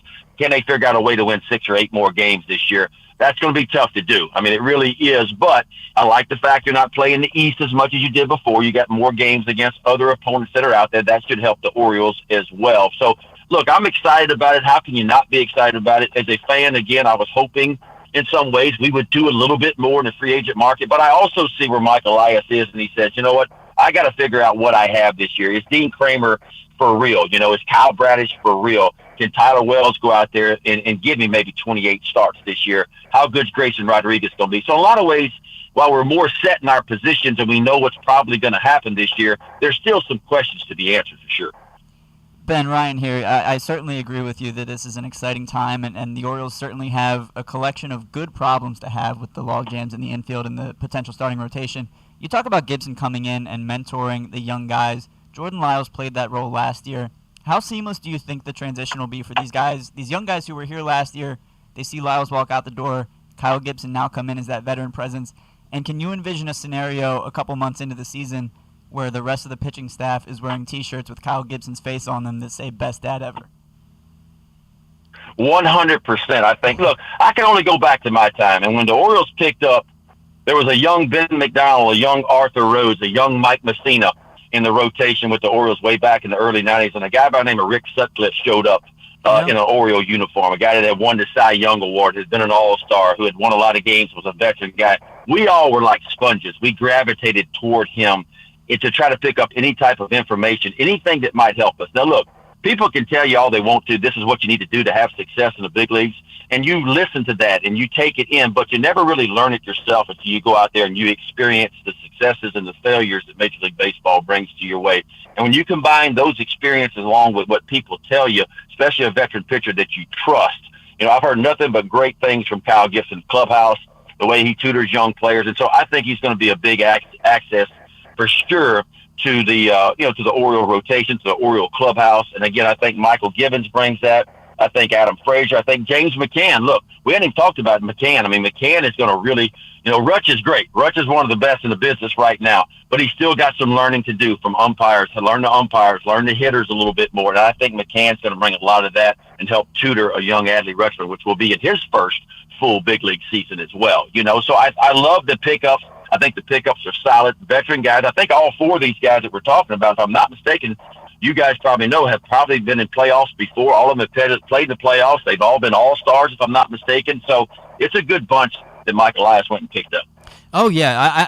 I made the comment last week or the week before that the off-season moves individually, they don't blow you away, but when you put them all together, it's definitely a whole is greater than the sum of the parts situation for the Orioles. I do believe that they're better today than they were on the evening of October 5th. So, the team looks a lot better. What I do want to go back to, Ben, is you mentioned him briefly, is DL Hall and how you think he should be turned into a reliever. And your opinion on pitching far outweighs mine. All right, but I believe that taking DL Hall and making him a reliever this early in his career, maybe it's something that you do and you bring him back into being a starter once he gets more of that big league experience. But for me, I look at this guy, and he was added to the 40-man roster last year because if he wasn't, he would have certainly been taken maybe with the first pick in the Rule 5 draft if they had one. Sure. And because he was added to that 40-man, he didn't get to work out with Orioles trainers during the offseason. He didn't get to be under the tutelage of Chris Holt and that pitching staff during the offseason, and he couldn't go to minor league spring training. So you have this young guy with a phenomenal elite arm who you expect to be part of your big league plans, and he got none of the opportunity during the offseason to really take the ball and run with it. He has that this year. And I look at DL Hall, and for me, DL Hall is my dark horse candidate for Rookie of the Year this year, but I think that he should be in a starting rotation. If that means he has to go down to Norfolk and make 10 or 12 starts down there for them to prove that he deserves that opportunity, then so be it. What makes you so keen on the idea of stopping him from being a starter, at least for this year, and putting him into the back end of that bullpen? Well, let's back up for a second, okay? I think in a normal year, if we'd have had a year like we had in 19, a year like we had in 20, a year like we had in 21, DL Hall would have got an opportunity to hop right into the rotation last year. But the truth is, the Orioles were fighting for a playoff spot. And the starters were rolling really well at the time. And when you're fighting for a playoff spot, you bring a kid in that you just don't know how he's going to perform, and you destroy him in the rotation. It can be different for him, especially when you're humping for the playoffs like the Orioles were last year. If they were 30 games out in previous years, I think DL Hall would have got that opportunity last year. Sure. I think you're kind of in the same boat this year, in some ways, and you start to say, okay, where does DL Hall fit in? I think I never question his stuff. Like, I love the arm from the left side. Like, it's a big-time arm. And I'm not saying DL Hall's always going to be a reliever. I just think either one or two things going to happen this year. He'll make the club as a reliever to begin, or like you said, I think they may look at DL Hall and go, listen, we want you to go down to AAA. We want you to throw a few more strikes. You got to get a little more consistent in the strike zone with your fastball. I want to see a little bit better breaking ball out of you, because I thought his changeup was solid last year. Mm-hmm. His fastball explodes, but I didn't like the command of the fastball. And what we don't want to happen with DL Hall, remember now, he's going to be on a pitch limit. He didn't throw a whole lot of innings last year, didn't throw a whole lot of innings the year before because he was hurt. So how many innings can he really give you this year is going to be the question. Where do they feel safe with him, and what can they build him up to?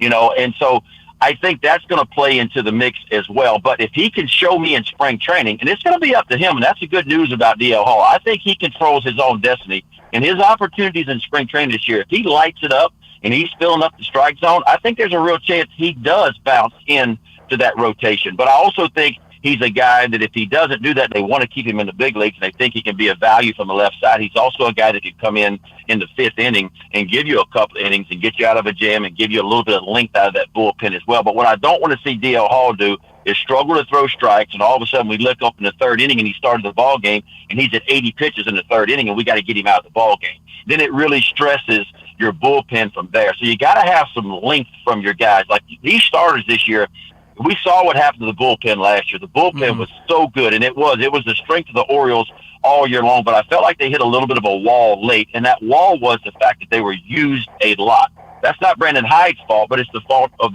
in my opinion, of the starting pitchers. They're going to have to go out and give the Orioles some length this year, and I think that's what you hope Kyle Gibson can do. I think Bradish, I think Kramer showed at times last year that he can do that as well, so I'm hoping for a little more length to keep that bullpen a little bit fresher throughout. But the good news for DL is he controls his own destiny. I do think one day he will be a rotation piece for the Orioles, but I could see him in a relief role this year. Oh, absolutely. I can see that happening too, especially because you want your best arms at the big league level. And if you feel like he helps your team win by being a part of your bullpen, then I totally understand. What I will say, two things that are working in his favor, Ben. Last year, his ERA was 5.93 at the big league level, but his fielding independent pitching was 1.65. That's a huge gap. So that's something to look forward to. And then when he was at AAA, his walks per nine were 5.8 per nine. When he got to the big league level and got under Chris Holt's tutelage, it went down to 4.0. So the small sample size, but the number seems to be trending in the right direction. And no matter what, DL Hall is going to give us some excitement this year, I think, for sure. Now, no doubt. You mentioned the bullpen, and we'll only keep you a couple more minutes. I hope you don't mind that we've run a little long with you. No, not at all. You mentioned the Orioles bullpen, and it certainly was a strength until they got down to the home stretch last year.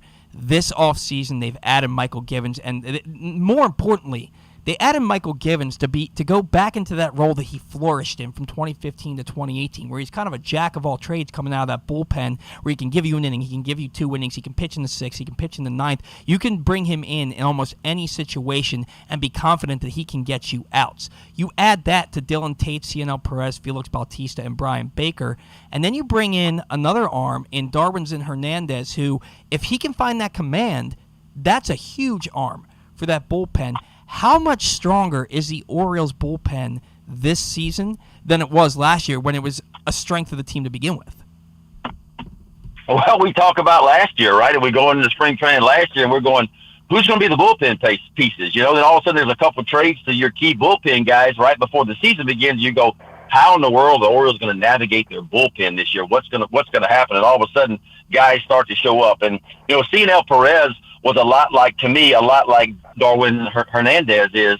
You know, if you take CNL Perez, I think he was averaging lower 5 walks per 9 innings, but he got with the Orioles, and all of a sudden he started throwing strikes, and he was phenomenal from the left side for the Orioles out of the bullpen. Felix Bautista just a year earlier was sitting in Double-A when the season began, and yet he ends up being one of the most dominant closers in the game. Dylan Tate had a career year.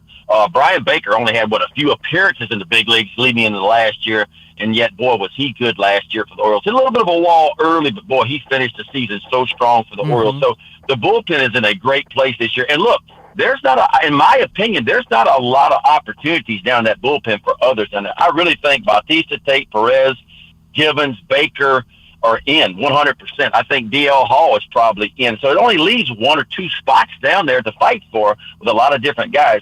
Darwinzon Hernandez, to me, is that kind of wild card down there because we saw him when he was with the Red Sox come pitch against the Orioles, and he was dominant. I think he averages, 14 strikeouts per 9 innings, but he walks about 7, too. So if he can get with Chris Holt, you know, and he can get with Darren Holmes, and they can kind of reel him in like they did with CNL Perez, he could be certainly a difference maker for the Orioles from the left side. Now, here's the thing, and you guys know this.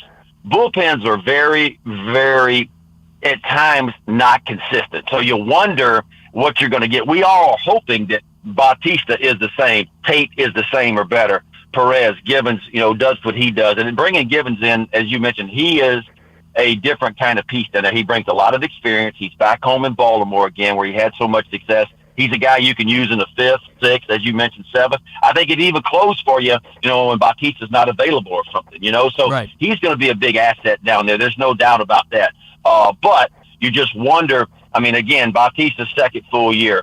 Perez really going to get a chance in the big leagues again for a full year. Brian Baker just experienced in his second full year. I thought Keegan Aikman was phenomenal early. Obviously, he hit a little bit of a wall late, too, so I think he's in the mix, too. But I do like the bullpen compared to where it's been in previous years. I think they're starting off way above. But there'll be a surprise somewhere in there, too. There'll be a surprise, with a Nick Vespi or Ken Hernandez make the club or somebody like that, too. So I do like where the bullpen is. And the Orioles are certainly better than what they were last year. But I would warn all the fans, and I'm not trying to be Debbie Downer here, but I feel like the Yankees are better. I feel like the Blue Jays are better. I feel like everybody got better in the AL East, So it's not going to be easy. But, again, it is baseball. Orioles are trending upwards for sure, and how can you not be excited about 2023? Oh, yeah, no, absolutely. And I like that you brought up that the rest of the division, aside from maybe Boston, because they've had some bad juju this offseason, the other teams in the division got better. And with in the case of the Rays, they're getting better because they're getting a lot of their hurt players back. Right. And I look at this team, and one of the big issues for me was they had no true middle-of-the-order bat for that offense. And one game in particular, but a lot of them reminded me of this, comes to mind, Ben. And that was when they had Justin Verlander on the ropes in Houston the second half of the season. The Orioles are going for a sweep there. He leaves the game after 3 innings, but in that first inning, Mullins and Rutschman led the game off with a single each. And so they're on base with nobody out. You have Santander, Mountcastle, and Hayes coming up, and they all strike out. And Verlander threw one pitch that entire sequence that would have been a called strike to strike out the 3 batters. And I look at that and I say, the Orioles didn't add anybody to this offense, at least not to this point, to make sure that something like that doesn't happen again. Did they miss the boat on adding an impact bat, or does the addition of Adam Frazier give them a true number 2 hitter so then you can move Henderson to the 3 hole and Rutschman to the 4 hole to make that lineup a little bit longer? No, I totally agree. And that's something we don't talk about a whole lot. But, look, the offense is going to have to get better this year. Let's assume for a second the bullpen is still just as good. When you look at the offensive numbers for the Orioles, they averaged, 4.2 runs per game, which was 10th best in the American League. I go back to hitting with runners in scoring position and hitting with runners in scoring position and 2 outs, and that's, for me, where the Orioles really struggled. They were at the bottom with runners in scoring position. They were towards the bottom, with runners in scoring position and 2 outs. That's going to have to get better. The team batting average just 236. I think that was 11th best in the American League. They hit their share of home runs right in the middle of the pack in home runs. But here's one thing that I'm counting on, and I think the Orioles are counting on too. Ryan Mountcastle will have a much better season this year than what he had last year. I think in a lot of ways it was a growing year for him. I think Austin Hayes is going to be better this year. You mentioned Adam Frazier. I think he's going to bring a guy that has really good bat-to-ball skills, can steal you a base every now and then, plays the heck out of defense. I think he's going to be a difference maker. I look for Jorge Mateo to pick up his offensive numbers just a little bit too. I think Austin Hayes will certainly bounce back from a little bit of a strange year. It was a wonderful start for him, but he really – and I think the injuries for Austin Hayes, he tried to play hurt around the All-Star break. We know about him getting hit with the pitches on the wrist and the hands. I think that really affected him. He's a tough kid. He would never tell you otherwise, but he played hurt for a lot of the year last year. So offensively, the pieces that you have, I think those guys are going to be better. Now, does it get to the point where it's better enough? Can Santander go out and hit 30-something homers again? Can he be the switch hitter that he was last year? Hopefully he can. So I do look for the offense to be better than what it was last year, and I think that's going to be the key to the Orioles, is being able to come up with those big base hits with runners in scoring position. Yeah, and you talk about Austin Hayes, you talk about Anthony Santander, and a guy that kind of gets lost in all this is Kyle Stowers. And he got limited opportunities last year, but he put up solid numbers in the limited opportunities that he did get. He had the huge reverse splits against left-handed pitching in the minor leagues each of the last 2 seasons, but didn't really get many opportunities against them this past season. We were talking with our editor here at Press Box, Luke Jackson, back in October, and he said he thinks that the Orioles think there's a big hole in Kyle Stowers' swing that is keeping him on the bench. What can we expect realistically from Kyle Stowers in 2023? I think he's done all he's going to do, at AAA. So I think he's a big league player now. But what kind of big league player is he? That's a great question. When I look at him defensively, I look at him I call him big league average on defense. Average arm, maybe slightly above. I think he plays a solid defense as well. I looked at his career numbers in the minor leagues too, and I'm going, why is this guy not getting some opportunities against left-handers? But clearly somebody within the Oriole organization thought that he would struggle against left-handers. He didn't get that kind of opportunity. I would like to see him get an opportunity to see if he is a real piece of an everyday player for the Orioles going forward. Now the question is, how do you fit him in? Do they become platoon players? Is Austin Hayes a platoon player? He doesn't want to be one. He thinks he's an everyday player. And I think you got to have that. But Kyle Stowers also deserves an opportunity too. Now, Mullins is going to be there. Santander is going to be there too. But the good news, there's some interchangeable parts. There's some talk that Santander maybe get some reps at first base this year. We know that he's going to DH a little bit this year. We know that Adley Rutschman will probably play first base a time or two this year. He'll DH as well. So there'll be some moving parts. I think Kyle Stowers will get an opportunity. But let's not forget, while the Orioles also, you mentioned Connor Norby and you mentioned Jordan Westberg, the Orioles have an overabundance of outfielders too, yes, and we can't forget about Colton Cowser. Heston Kjerstad had his first full year last year. I think he was the MVP of the Arizona Fall League. So there's some outfielders that are coming that are pushing, and they will push this year and push the guys at the big league level. And so that's why I still think, I don't know if a trade happens now, but I think you could see a couple of our prospects and maybe a big league guy be involved in the trade to go out and get a real number one or real number two kind of starting pitcher, which I think is what the Orioles need right now. But having said that, it's a good problem to have. I really think when you talk about our prospects that are out there, the Connor Norbys and the Jordan Westbergs, Colton Cowsers, Heston Kjerstad, I think they're coming, and they're going to be knocking at the door this year. And the guys at the big league level are going to have to perform. If they do not perform, I think you see these young guys start to get some opportunities this year. Yeah, I couldn't have said it better myself. It certainly is an embarrassment of riches at the Orioles minor league level, and that's why they're the number one farm system in baseball for the second straight year. So definitely a lot to look forward to there. And right before we let you go, I have one more question for you, and then Ryan has something he wants to say. NFL playoffs begin today. And I know what you're going to say. You're going to be all for the Ravens. You have to be. But do you have a rooting interest in any other team? I'm sure you're a Saints fan, but they're not in it this year. What's your rooting interest in the NFL playoffs aside from the Ravens this year?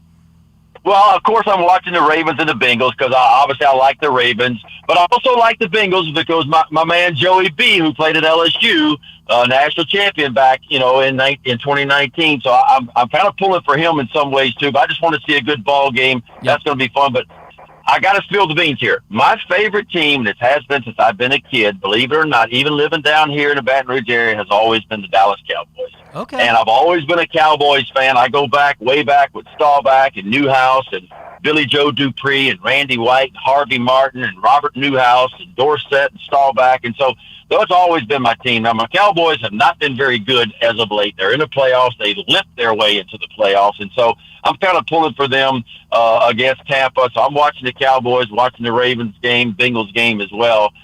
Never been a big Saints fan. When I was a kid, look, the Saints fans were wearing bags over their heads, and I felt horrible for Archie Manning because he's running for his life the entire time. So I gravitated to the next closest team, which was the Dallas Cowboys at the time. So I'll be plugged in. I don't watch a lot of NFL football during the season, but I'll be plugged in for the playoffs as well. Oh, I'm going to be. That's all I'm doing today and tomorrow. I do have an indoor Winter League baseball game tomorrow at 2:40, right in the middle of the first game. But other than that, I'm going to be watching football all weekend. Now, Ben, I have a confession to make. When I was growing up, we didn't have a football team, and the team that was on every single Sunday was the Dallas Cowboys, and this is when they were winning three Super Bowls in 4 years. I was a huge Dallas Cowboys fan in the early to mid-'90s, and into the early 2000s, to be perfectly honest with you. My first ever jersey was an Emmitt Smith jersey. I still have an Emmitt Smith jersey hanging in my closet. I loved Emmitt Smith. Tony Romo ruined the Cowboys for me. I have to admit it. He absolutely and if I may, I'll tell you exactly why. I used to have season tickets. My father and I used to have season tickets for the Ravens, and we went to a game against the New England Patriots in like 1997, 1998, and Drew Bledsoe torched the Ravens for over 300 yards and 4 touchdowns. And I became a closeted Drew Bledsoe fan. He's the reason I don't like Tom Brady, because Tom Brady took his job, and then when he won the NFC Championship game, when Brady got hurt, Brady still got to start the Super Bowl. So then when Bledsoe goes to the Cowboys, and then Tony Romo takes his job 6 games in, I said, that's it. I'm done with the Cowboys, and I'm done with Tony Romo. Never gave Tony Romo a fair shake simply because I was such a Drew Bledsoe fan, and now I'm a diehard Ravens fan. And Cowboys, I like them. I like Dak. I like Tony Pollard. I like Zeke. So I'll probably be rooting for him, although I do think Tampa Bay is going to beat him. No offense. All right, Ben. Well, Look, I would never bet against Tom Brady. I mean, he only got 7 rings and 5 Super Bowl MVP, so he's a tough dude to bet against for sure. We're going to let you go here, Ben. I let Paul take the reins on these interviews because it's his show. I'm just filling in as a co-host this week, but I wanted to congratulate you on your new contract and just let you know that we're lucky to have you. We appreciate your insight, and we look forward to hearing you in 2023. Well, I appreciate you saying that, man. We got a wonderful crew, and our TV crew's awesome. Our radio crew's awesome. The fans are coming back to Baltimore and coming back. It's going to be an exciting year for the Orioles, and I'll see you guys down in spring training. I will be there. I'll be in uniform at some point in time down there, so I'm looking forward to that and certainly looking forward to the regular season, too.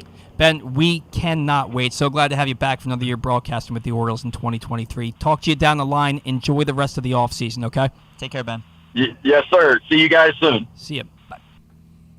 And that was Ben McDonald. God, I love talking baseball with Ben McDonald. He's great. Like, this is the second time that Ben's been on this show with us, and each time he's like he's a dude. You know what I mean? He's a guy. He's just that dude's a dude. We didn't even get to half the questions you had on the list. Yeah, well, I mean, we didn't get to ask him if he's been hunting this offseason, all that stuff. Yeah, and if the Orioles fans still aren't over Gary Thorne not being here. But man, it's been helpful having Kevin Brown and Ben McDonald and Palmer. If they didn't bring back Ben McDonald, fans would have stormed the warehouse with pitchforks and torches. They would have stormed the warehouse if Ben McDonald. He is a treasure for this city, and I'm so glad he's back. And I hope he's here for a really, really long time. He's he's a guy's guy. You know what I mean? Really appreciate Ben McDonald and the time that he took for us today. Just want to remind you, again, that today's show is brought to you by the Pressbox Online offers. You can cash in on the Ravens-Bengals game tomorrow night in the wild card round. Go to PressBoxOnline.com/offers, and when you sign up and bet $20 with Caesars Sportsbook, you automatically get $100 in additional free bets. Just bet $20 and get another $100 to play with. Go to PressBoxOnline.com/offers now to start winning. And look, we've been giving you a ton of money, a ton of opportunity to make money off spending money that's not even yours, that you just got for signing up. But I want to remind you that while gambling can be fun, you should set a limit and stay within it. And remember, if you or a loved one has a gambling problem, call 1-800-GAMBLER 24/7, or you can go to helpmygamblingproblem.org for free confidential services. All right, when we come back in, we're going to have another Orioles broadcaster. Geoff Arnold is going to join the program to talk about the offseason, what his expectations were versus what reality was for the Orioles. We're going to have that and much, much more next on The Bet Around. The Baltimore County Police Department is hiring. Entry-level officers start at over $60,000 and over $64,000 for lateral officers, with $10,000 signing bonuses available. Plus, cadets start at over $32,000. Great benefits are available like medical, dental, and vision insurance, tuition reimbursement, 15 sick days per calendar year with no limit, career advancement to more than 20 specialized units, and more, with further incentives for military service members and veterans. A passion for service, a career for life with the Baltimore County Police Department. Find out more at joinbaltimorecountypd.com or call 410-887-5542. Must be a United States citizen, have a valid driver's license, and a high school diploma or GED equivalent. Make the most out of every day in your Toyota RAV4. Available in hybrid or gas-only models. A RAV4 can get you where you want to go in style. Check out buyatoyota.com for deals on new RAV4s from your local Toyota dealer today. It's the perfect time to sign the young basketball fan in your life up for a membership in the Retriever Kids Club. It includes free youth admission to all regular season UMBC home games, plus a t-shirt and a drawstring backpack. Membership is only $35. It makes a great gift. Visit umbcretrievers.com/kids club for more info. Membership is available for kids 12 and under in the Retriever Kids Club. Again, umbcretrievers.com/kids club.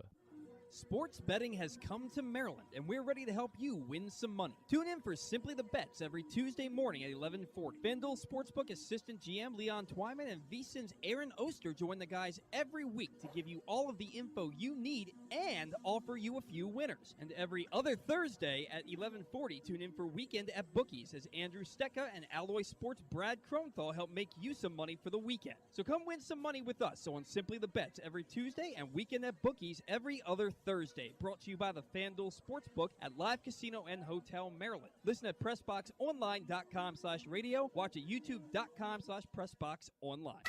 Experience the best in Kamado Grilling, a complete outdoor cooking appliance. The Ginsu Kamado Grill allows anyone to sear, grill, bake, and smoke all types of food. Designed for efficiency and function, the Ginsu Kamado Grill upholds the enduring legacy of the iconic Ginsu brand. The Ginsu Kamado Grill is perfect to cook all year round, is great for parties, and ideal for tailgating with your friends. Reserve your Ginsu Kamado Grill today at ginsugrills.com and get $100 off on your pre-order when you use the promo code TAILGATE. That's ginsugrills.com. Reserve yours today.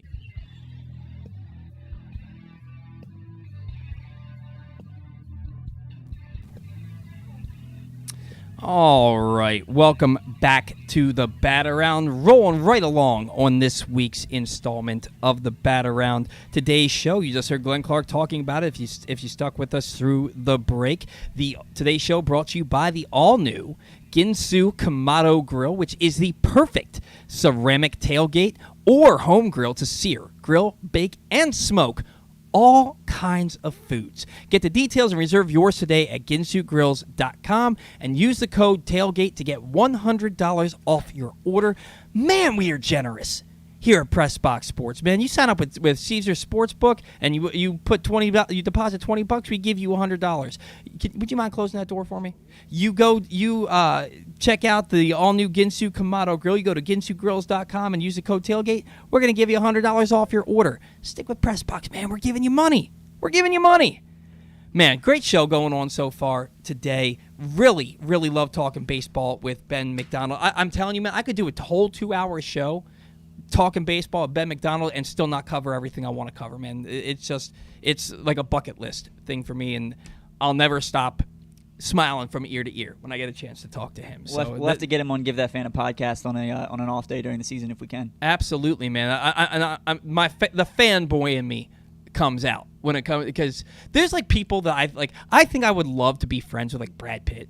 You know what I mean? Or like Keanu Reeves. You know what I mean? I feel like that would be those would be like really cool dudes to be friends with, and I feel like Ben McDonald would be a really cool guy to be friends with. Like, go grab a beer with him. Or something no doubt. Like that. I think that would just be awesome. I have to say there's a picture that the Orioles posted last year with Ben McDonald in the middle, pointing at Adley Rutschman and Jackson Holliday, flanking him on either side. I would love to blow that picture up and get it signed by all three of them, throw it on my wall. Dude, that'd be sick. That would be awesome. You know, I wrote an article for Utah Straight Report several years ago when Kevin Gausman and Dylan Bundy were the top 2 pitching prospects for the Orioles, and they were coming. And they asked me to write this article and compare Dylan Bundy and Kevin Gausman to Ben McDonald and Mike Mussina. And Mike Mussina is my favorite pitcher of all time. That dude still holds the American League record, 17 straight seasons with at least 11 wins. He won. You know what? I'm gonna give away the trivia question if I say something here, which I think I gave one away, but you probably already knew it anyway. We get on Mussina's baseball reference page now that I know. But yeah, he did that pitching exclusively in the American League East. Should have won a couple of Cy Youngs in there. Should have won 20 games twice for the Orioles. He had back-to-back seasons with 19 wins, but 95 was cut short, and in 96, despite pitching very solidly the last 5 games of the year with an opportunity to win that 20th game, the Orioles just didn't score for him. So he never got to the 20th win, but loved Mike Mussina. And pairing him with Ben McDonald, that 1992 season and 93 season, they were so damn good together, man. It was an awesome thing to see, and I'm old enough that I remember it vividly. I wish I could say the same. Yeah. Well, I don't, but you know what I mean. No, I get exactly what you mean. So. I wish I could have experienced it, but Yeah, well, I mean, you could experience it with Grayson Rodriguez and DL Hall. I hope so. You know, Man, I really hope so. You could totally do it that way. I thought I was going to experience it with Gosman and Bundy. Yeah, but Dylan Bundy, man, and that's damn his high school head coach. His high school head coach did not care. He cared about winning state championships and national championships. He did not care about what happened to Dylan Bundy after high school, and it was proven when Bundy would routinely pitch back-to-back ends of a doubleheader and throw well over 200 pitches, complete games in both of them, and the high school coach didn't care. And to me, Dylan Bundy, who is maybe the greatest high school pitcher of all time, the Gatorade National Player of the Year, I think he gave a 1 run his senior season, something stupid like that. He was ruined because his high school coach didn't take enough care of him. Yeah. But what's your take on this Orioles rotation as we move forward? Right now, I think that the Orioles rotation is sneaky good. And I think, and Ben's right. You're not going to see a sub-3 ERA like Grayson Rodriguez his rookie year, and you're going to see some bumps along the way. But I think that that's a dude who could he could end up pitching to about a 3.5 to 3.7 ERA his rookie season. Thoughts on the Orioles rotation moving forward as we get Geoff Arnold on the line? Yeah, Grayson, I think like you and Ben said, he's not going to come out and light the world on fire. At least it's not likely. There's always a chance, but. He's going to have some outings where he comes out and goes, 3 2/3 and gives up 6 runs and walks 5. That's going to happen. That's going to be part of the growing pains. And we have to temper our expectations. Yes, we expect him to be an ace at some point. Will it happen this year? Probably not. But there's a ton of upside in this rotation, man. You look at Grayson Rodriguez and his potential, DL Hall and his potential. Kyle Bradish was really good, seemed to settle in down the stretch. Dean Kramer pitched to a 3.23 ERA last season, which is far better than we expected from him. Austin Voth was fantastic once he came here. Tyler Wells has potential. John Means is going to come back. Kyle Gibson might return to all-star form. You never know. But, man, there's a lot of question marks in the rotation like we've talked about. There's a lot of guys who could not live up to expectations. But if half the guys we're talking about come close to those expectations, it's a formidable rotation. There's a lot of upside there. Yeah, no, I agree with you. I really think that the Orioles rotation could be a strength for them.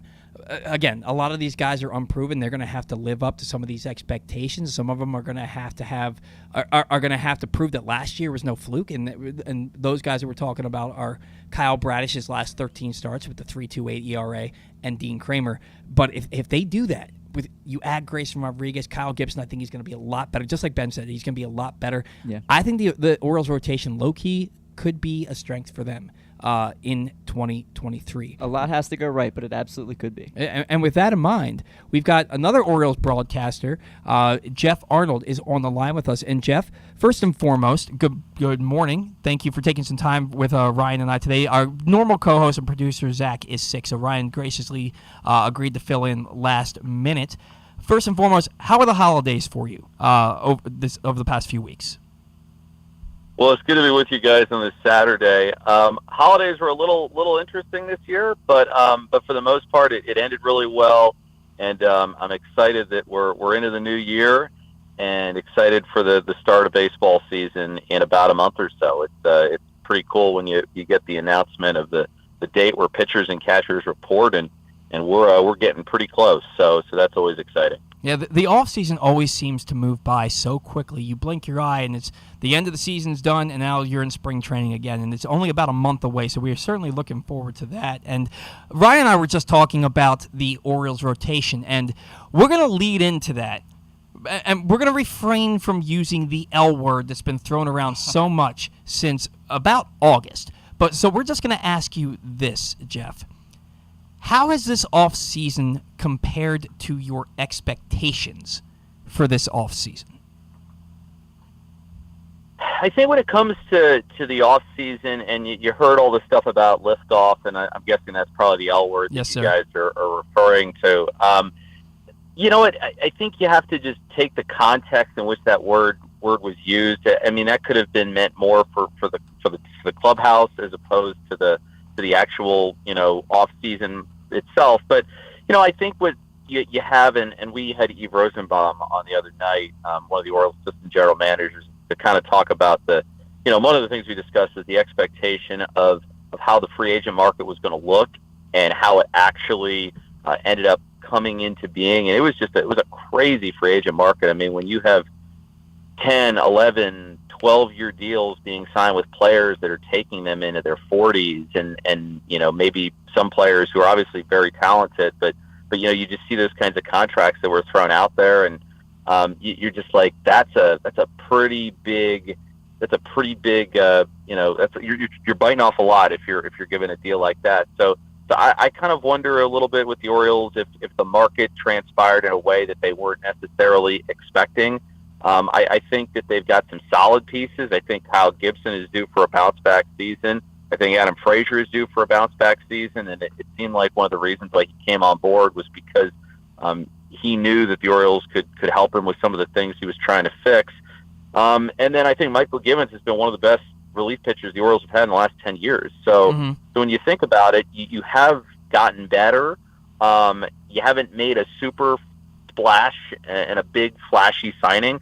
But I do think the team is better, and I think, when you get a full year of Adley Rutschman and Gunnar Henderson, you're anticipating what they can do and how much better that they're going to be. And hopefully it's gonna be a year where, with these additions and maybe some at spring training, maybe something at the trade deadline, that it's going to be enough to get this team in the postseason.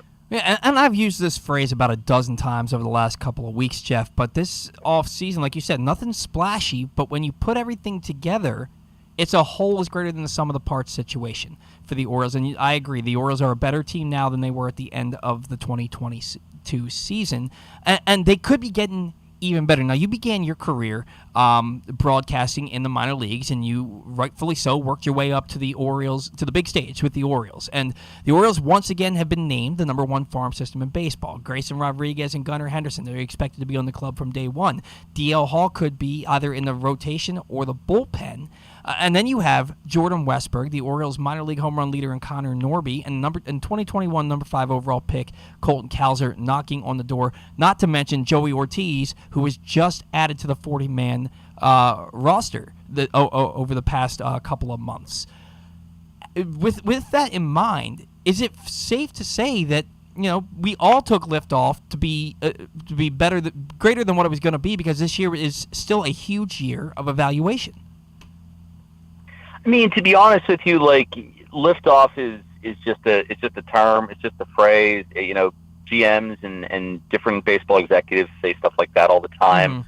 So I think what it could have any number of meanings, and I don't think it's really worthwhile trying to dissect what exactly it was at the time. But there's I'm sure lots of free agent deals that were out there that the Orioles were involved in, and they talked and they saw what they were going to have to pay, and I'm sure in a bunch of the trade deals as well, what they were going to have to give up. And it sounds like they're still very active at trying to team, and maybe it's going to happen via trade before spring training starts. You never know. But with all those names that you mentioned, those are players that they very well could help you out in the major leagues this year. They could also be pieces that you trade for any number of free agent, it's a lower list of free agent pitchers right now, but trade candidates for possible other organizations where it's like, hey, we need this or we need that, and it's like you can talk to any number of teams.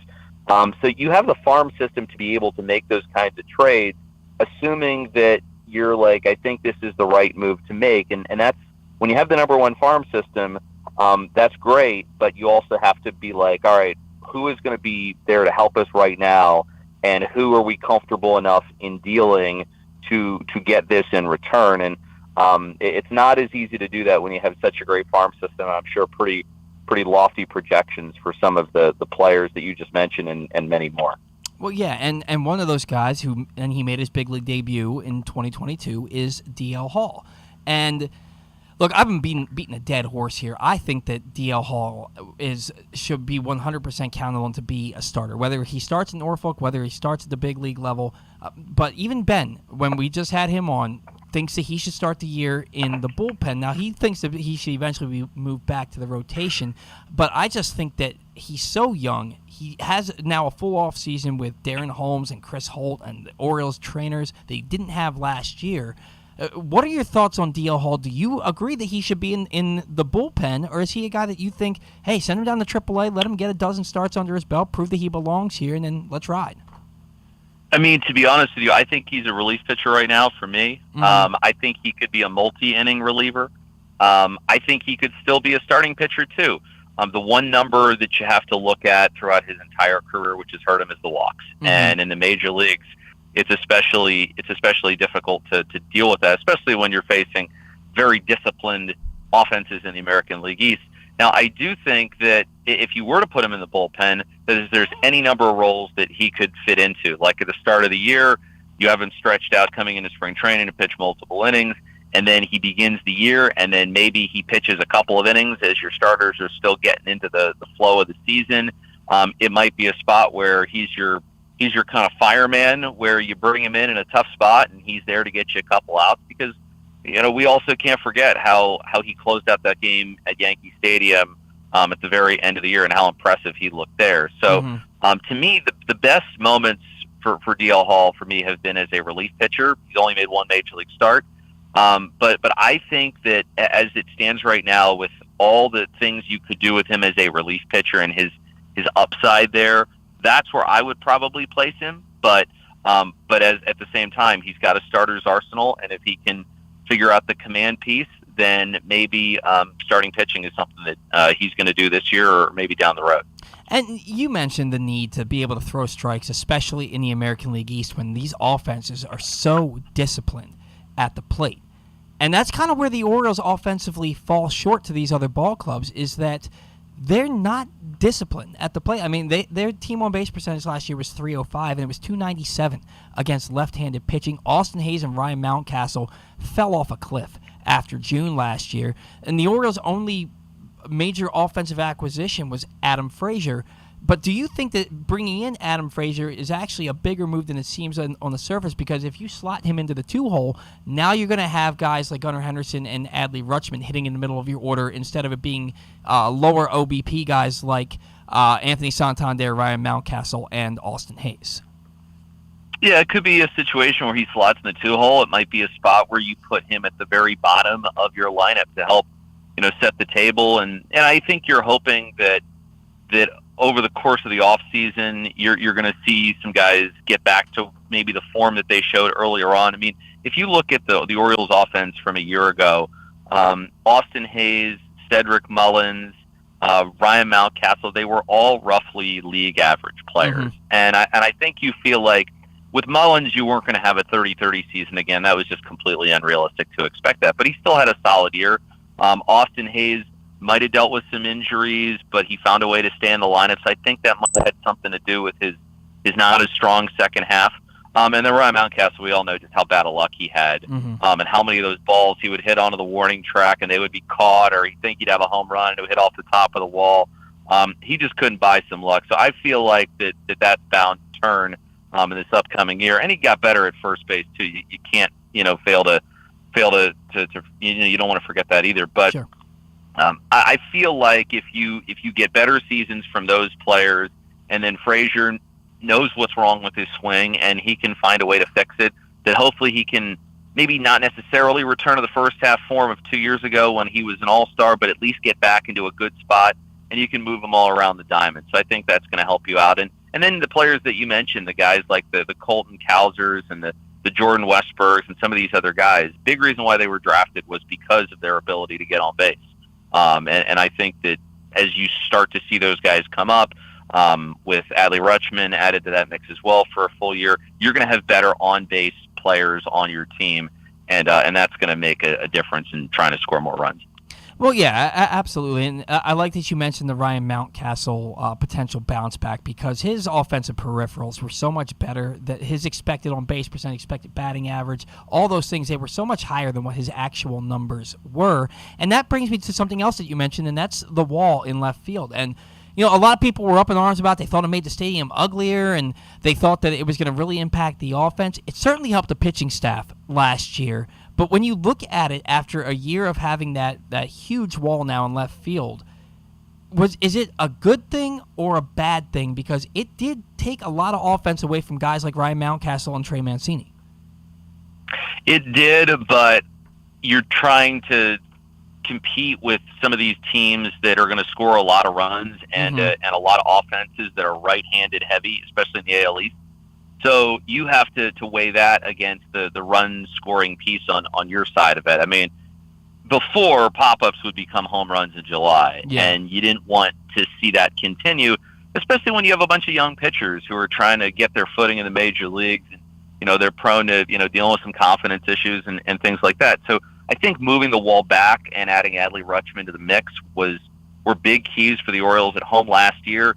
It encouraged everybody to get inside the strike zone more and attack hitters, because we saw it so many times in the previous few years, which is, all right, I'm going to get behind 1-0, and then I'm going to try and nibble, and now suddenly I'm behind 2-0, and then I'm going to throw a strike, and then I'm going to make a mistake, and that mistake oftentimes came with runners on base, and suddenly you're down 3-0, and then you got to dig yourself out of the hole. So I think when you're not worrying about that as much and you're just getting in the strike zone right away, you saw the differences in how many first pitch strikes we threw as a staff last year as opposed to what it was before. I think that made a big difference, and I think the wall was a part of that, and I think Rutschman was a part of it as well. How good is the Orioles' new catching duo with James McCann and Adley Rutschman, and how big is that for a team that has a ton of young pitchers in their rotation and bullpen?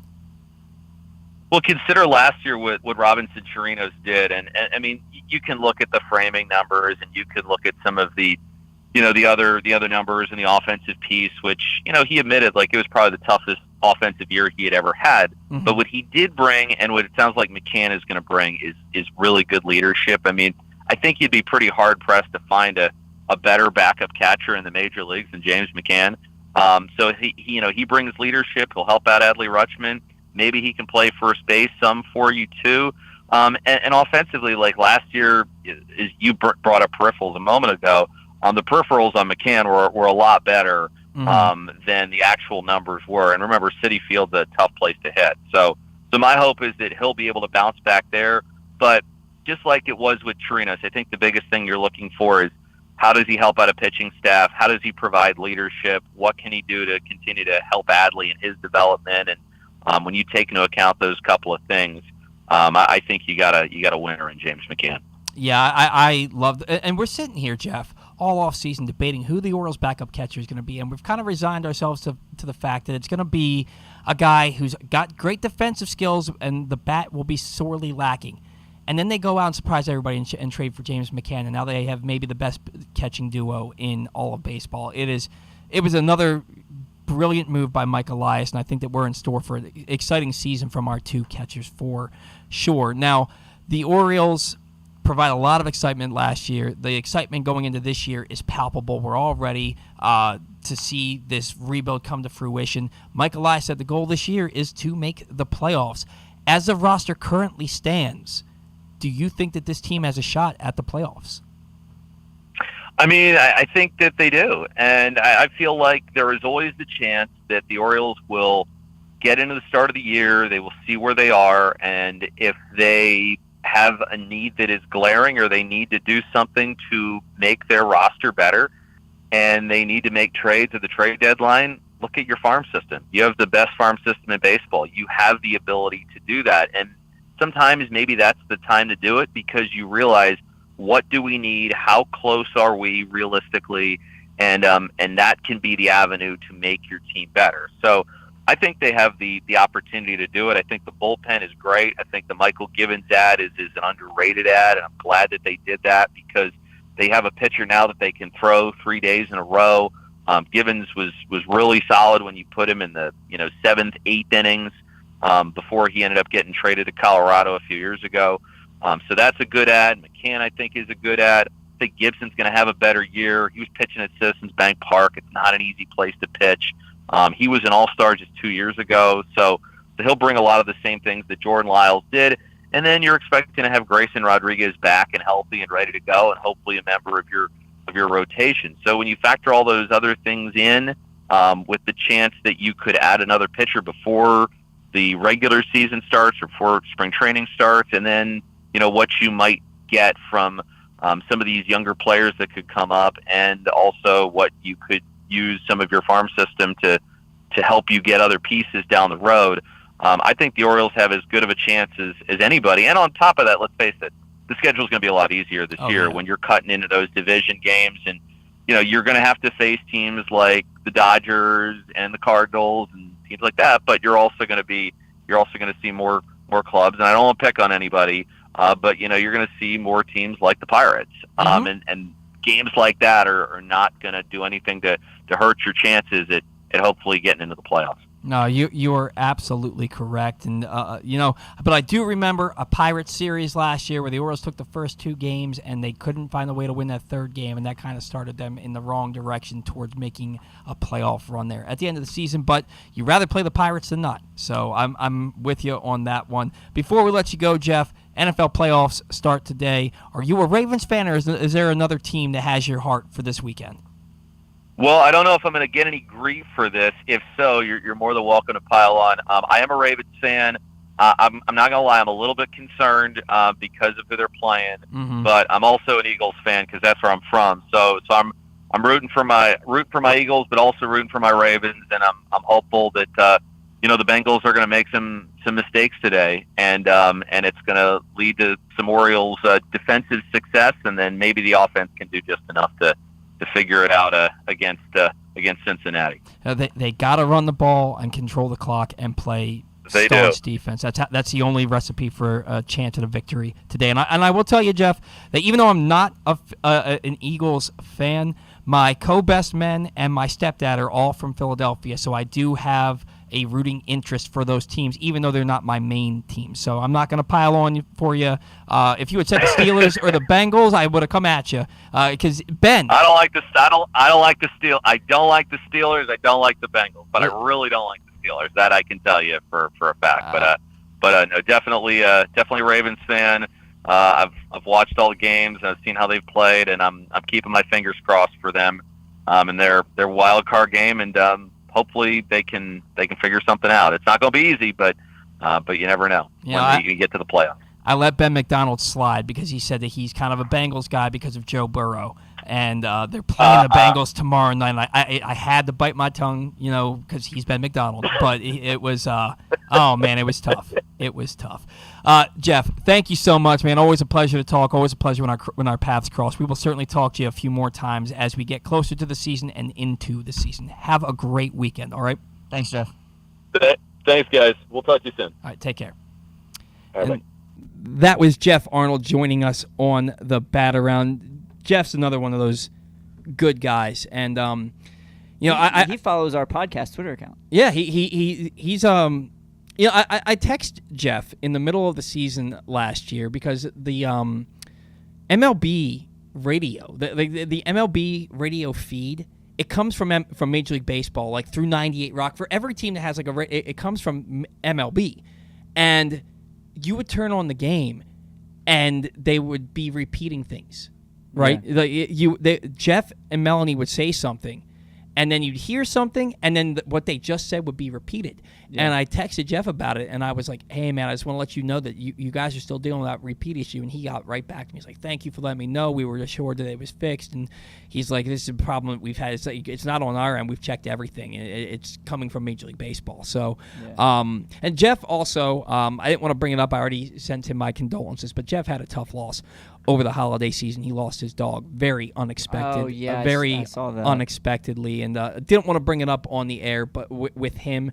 But that is such a tough blow. It is such a tough blow, and he's championing through it. So my condolences again to Geoff and his family, because it's losing a member of your family. Yeah, absolutely, undoubtedly. I think 5 years old. He said. Yeah, and totally unexpected. Yeah, totally. It absolutely sucks, man. It's heartbreaking. But thank you to Geoff. Thank you to Ben for coming on the show today. We've had some great guests. Thanks to Stan, as always, for coming on the show. We have one more break to get to. Want to remind you that the Bat Around is brought to you by the Toyota Tacoma, which comes in a range of models and trim lines. Guys, you can choose the perfect Tacoma to reflect your unique personality and driving habits. All you have to do is check out buyatoyota.com for deals on new Tacomas from your local Toyota dealer today. When we come back in, we will close things out with some sounding off from Ryan. We're going to do a trivia question that I think is a good one, but and it may stump him a little bit here. This is what he gets for some of these opinion and some of these subjective rather than objective questions on the Family Feud. Which Oriole looks like a cat guy? Yeah, exactly. Ryan McKenna, 100%. The fact that he was like the number 8 answer blew my mind. He was number 1. I think Dean Kramer was the right number 1 for that one though. Dean Kramer McKenna should have been higher, but I think Kramer. I don't know if it's the hair, the man bun he'd wear under the cap sometimes, but I think Kramer's 1 for me. McKenna probably 2. Yeah, but we've got a great question for you. I can't believe I've never thought of this before. I'm looking forward to it. But that and our final thoughts next here on the Bet Around. Whether your focus is luxury and comfort, convenience and technologically advanced connectivity, or sporty performance and aggressive styling, we've got the perfect Highlander for you. Check out buyatoyota.com for deals on new Highlanders from your local Toyota dealer today. That first sip. That first bite. Start your day off right with a delicious breakfast at Royal Farms. Choose from a fantastic selection of fresh Royal Farms breakfast sandwiches and top it off with a rich hot cup of the freshest coffee in the world. At Royal Farms, breakfast is available day and night. It's the freshest breakfast in the world. Real fresh, real fast. Royal Farms. The latest edition of Press Box is available now, and it's our annual Best Of issue. On the cover, we recognize Orioles catcher Adley Rutschman as our 2022 Mo Gabba Sports Person of the Year, and he sits down with us to discuss how his arrival in Baltimore was simultaneous with the Birds' turnaround. Also inside, we recognize the top people, performances, and moments of the year throughout the local sports scene. Press Box is available for free at over 500 area locations, including 60 Royal Farm stores, and you can always find the entire edition as well as the best daily coverage of the Orioles, Ravens, and Terps at PressBoxOnline.com. Gambling can be a fun and entertaining experience, but there are risks involved. If you're planning on betting on the game at the casino or on your phone or computer, know your limit, stay within it. Set a budget and a time to stop. Remember, gambling isn't a financial solution, and it doesn't mix well with alcohol or drugs. Know the risks and have a plan before you begin gambling. For free and confidential services, call 1-800-GAMBLER 24/7 or go to helpmygamblingproblem.org. Looking for some excitement in the new year? Laurel Park has plenty of live horse racing events to spice things up this January. The much-anticipated Winter Meet kicks off on January 1st, plus we've got special MLK Holiday Racing on Monday, January 16th, and the Winter Carnival Stakes on Saturday, January 21st. Winter may be cold, but the racing at Laurel Park is hot. Learn more about upcoming January events by visiting laurelpark.com. Stan the Fan here, welcoming back one of my favorite sponsors, the Costas Inn. And everybody around Baltimore knows the Costas Inn is a great place to go and grab crabs, steaks, salads, soups, whatever's on your mind to eat in person. But did you know that the Costas Inn has upped their game? They are now one of the premier takeout places in Baltimore. Give them a call now to order your food, 410-477-1975. That's the Costas Inn over 4100 North Point Boulevard.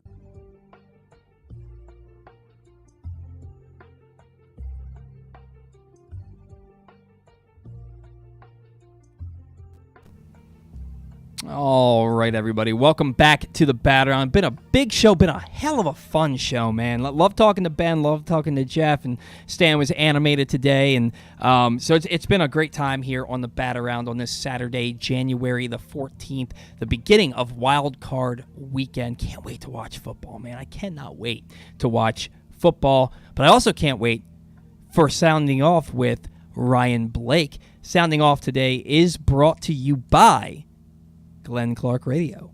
Pressbox's Glenn Clark Radio is the definitive place to find the best daily discussion of Baltimore sports. Watch the show every weekday from 10 to noon at youtube.com/PressboxOnline or facebook.com/PressboxSports, or listen at PressboxOnline.com/radio with podcasts available on iTunes, Spotify, or anywhere you get your podcast. You have no excuses not to catch Glenn Clark Radio. It is freaking everywhere.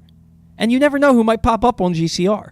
This week, the guys caught up with Mike Golick, former Ravens Eric Zier and Bryant McKinney, Baltimore high school legend turned Charlotte head coach Biff Poggi, and Dave Ginsburg unveiling his Hall of Fame ballot. Find those interviews and the Tyus Bowser Show with special guest Kyle Hamilton in the Glenn Clark Radio Week in Review feature at PressBoxOnline.com. Ryan, sounding off. What you got for us? You know, I every time you ask me to co-host the show in Zach's spot, it's Sounding Off with Zack Goodman featuring Ryan Blake. This is the first time you've introduced it as Sounding Off with Ryan Blake. You've earned it. So I appreciate that very much. What I want to talk about, it was announced on Thursday night that all 30 AAA parks will use some form of an electronic strike zone in 2023. According to the report, half of the AAA teams will have a fully automated strike zone, meaning every ball strike call will be decided by this system, which is ABS, short for Automatic Balls and Strike System. The other half of the AAA games will use a challenge system, in which teams will be allowed 3 challenges per game, retaining those challenges when they are successful. Now, we've seen ABS used in a handful of minor league ballparks already over the past couple of years, Class A Southeast League, for example, and then people really started taking notice of the challenge system, which was used during the Arizona Fall League just a few months ago. I think the big video that went viral was Jason Dominguez challenging a call that was called strike out of the zone. They reviewed it. It was quick, and they got the call right. Like in tennis. It's like they Right. do it that way. It's very similar to what they do in tennis. Now, personally, I'm opposed to the idea of a fully automated strike zone. Mm-hmm. I don't think that's a good idea. And that almost certainly will be implemented at some point at the major league level in the coming years. But I am 1,000% in favor of the challenge system reaching Major League Baseball. It's easy. It's effective. It takes like 5 seconds. Mm-hmm. It's very quick. It's not going to impact pace of play by more than, at most, a minute a game, which no big deal. I think clubs will be coached on when and when to not use those challenges. Ideally, you reserve them for potential turning points in the game. I'm a fan of the human element of the game, right? It's always been around. I appreciate that, but I also believe in umpire accountability. And let's be honest, at the major league level, there really is none of that, especially as it pertains to the strike zone, because balls and strikes at this point are not reviewable.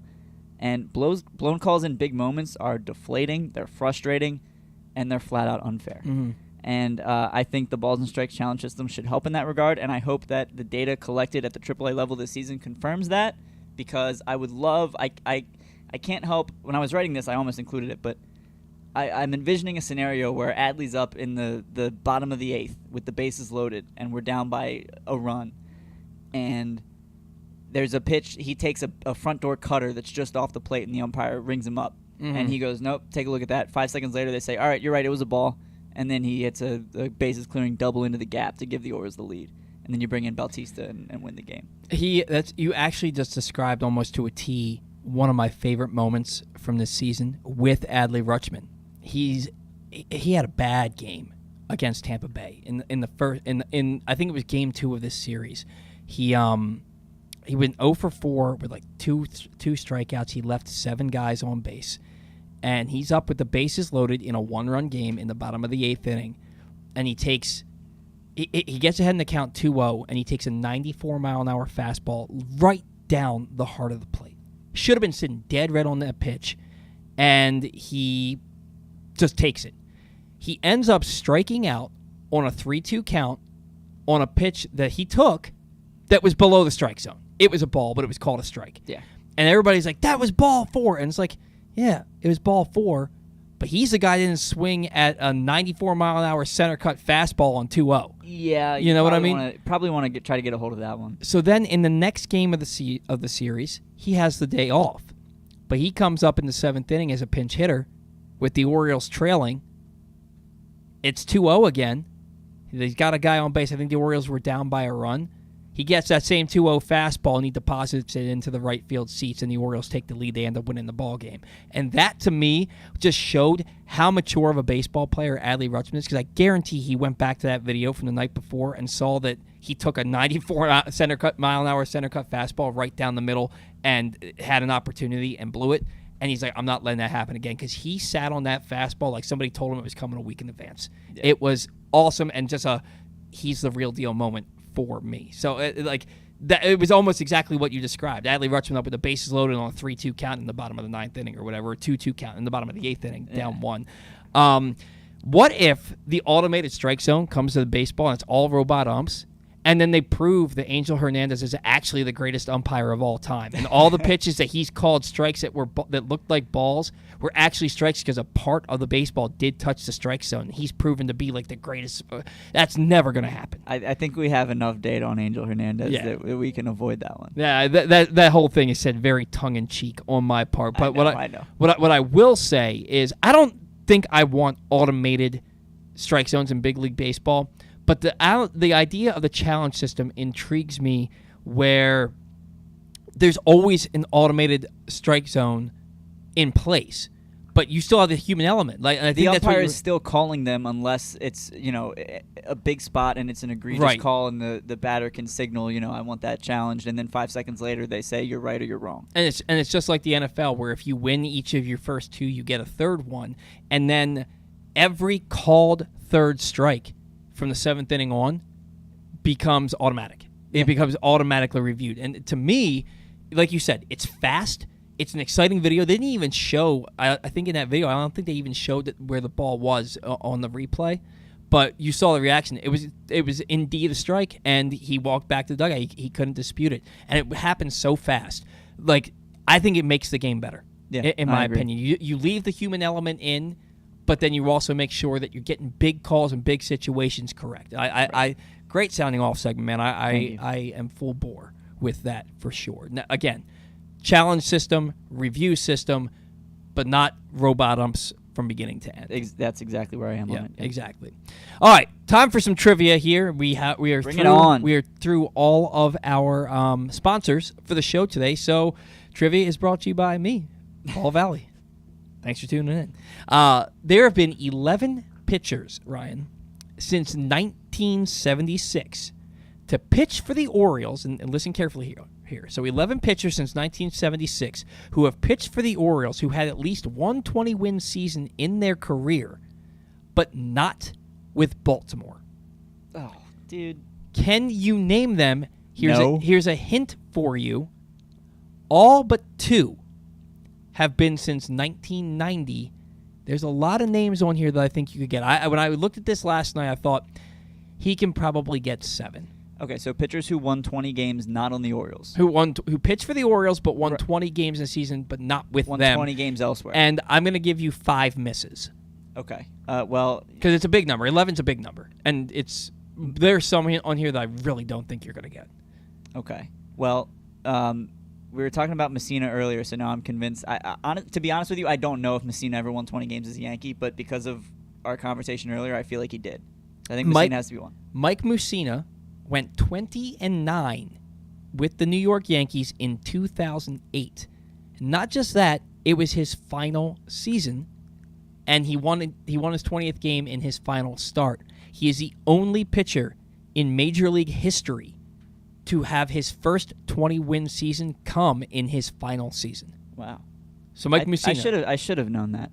All right, I'm going to give you another one that I'm pretty sure of. Pat Hankton. Pat Hankton. I wasn't sure you were going to get that, but I think he was the answer to one of your questions on. He wasn't. No. Oh, he was an opening day starter.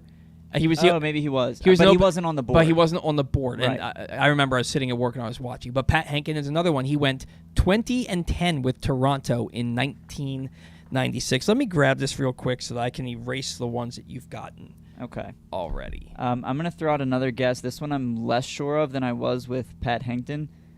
Scott Erickson? Scott Erickson, 20-8 with Minnesota in 1991.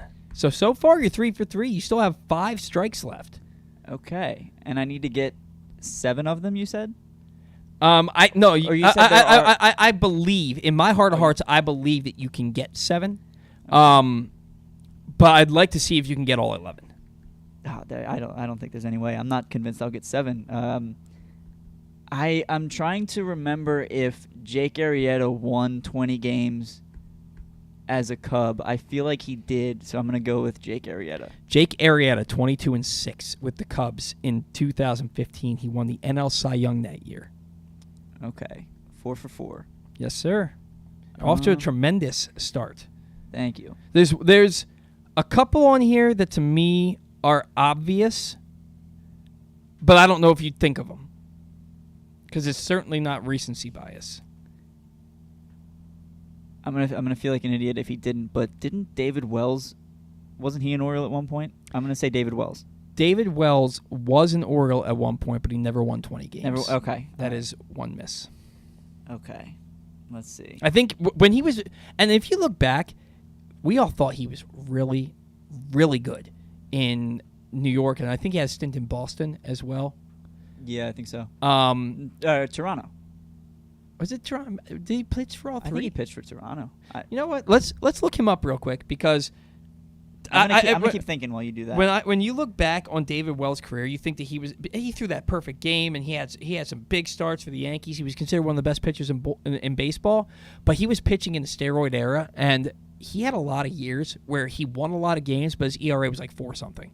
So I'm gonna go. Yeah, no. The first picture I see is of him in a Red Sox uniform. Well, there you go. Did he pitch for the Blue Jays too, though?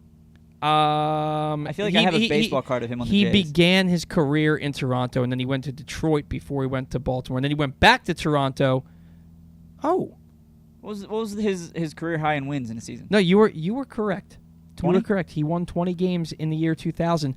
I used Baseball Almanac, and it did not have him listed because I looked through, and every name that I have on this list, I immediately recognized as having pitched for the Orioles. Yeah. I never saw David Wells, and maybe he was on there and it was just an oversight. David Wells won 20 games, so I'll take away that miss. He won 20 games in the year 2000, finished third in Cy Young Award voting. But David Wells, let me just go through this, okay? He won 16 games in 1997 with a 4.21 ERA, 17 games in 1999 with a 4.82 ERA. His 20-win season, he had a 4.11 ERA. I mean, more often than not, he had an ERA approaching 4.5. Or definitely above 4, and he was considered one of the best pitchers in baseball, despite that. But anyway, so I'll take that miss off the board. So there were actually 12, and you are 5 for 5. That might be close to the end for me. I know Ubaldo won or was very close to winning a Cy Young with the Rockies, but I think he won 19 games. He did. So he's not one. I'm trying to think like more recent guys who came to the Orioles at the end of their career. So I will tell you that the last occurrence was in the early 2000s. Okay. The last occurrence of the 20-game winner was in the early 2000s. Can you tell me if he pitched for the Orioles before or after that? Before. Oh, gosh. Okay. I feel all right, another guy who I believe was good for. Now you have to remember, I was born in '94, so my memories start like maybe 1999, 2000. I was born in 1984, and I can still tell you that the only losing season the Orioles posted from 1960 to 1986 was 1967. So there's things like argument, that, but in terms of like actually watching these pitchers pitch for the Orioles, yeah. I want to say Jimmy Key. No Oriole bird to throw across the screen, but that is now officially your first miss. Jimmy Key never won 20 games. Okay. Watch, I'll look him up, and he won 20 also. Early See, this came too easily to me, like finding these guys. So I want to be sure, and I already have a mess up with David Wells. So I want to be sure that he never won. He never won 20 games. His career high was 17, which he did twice.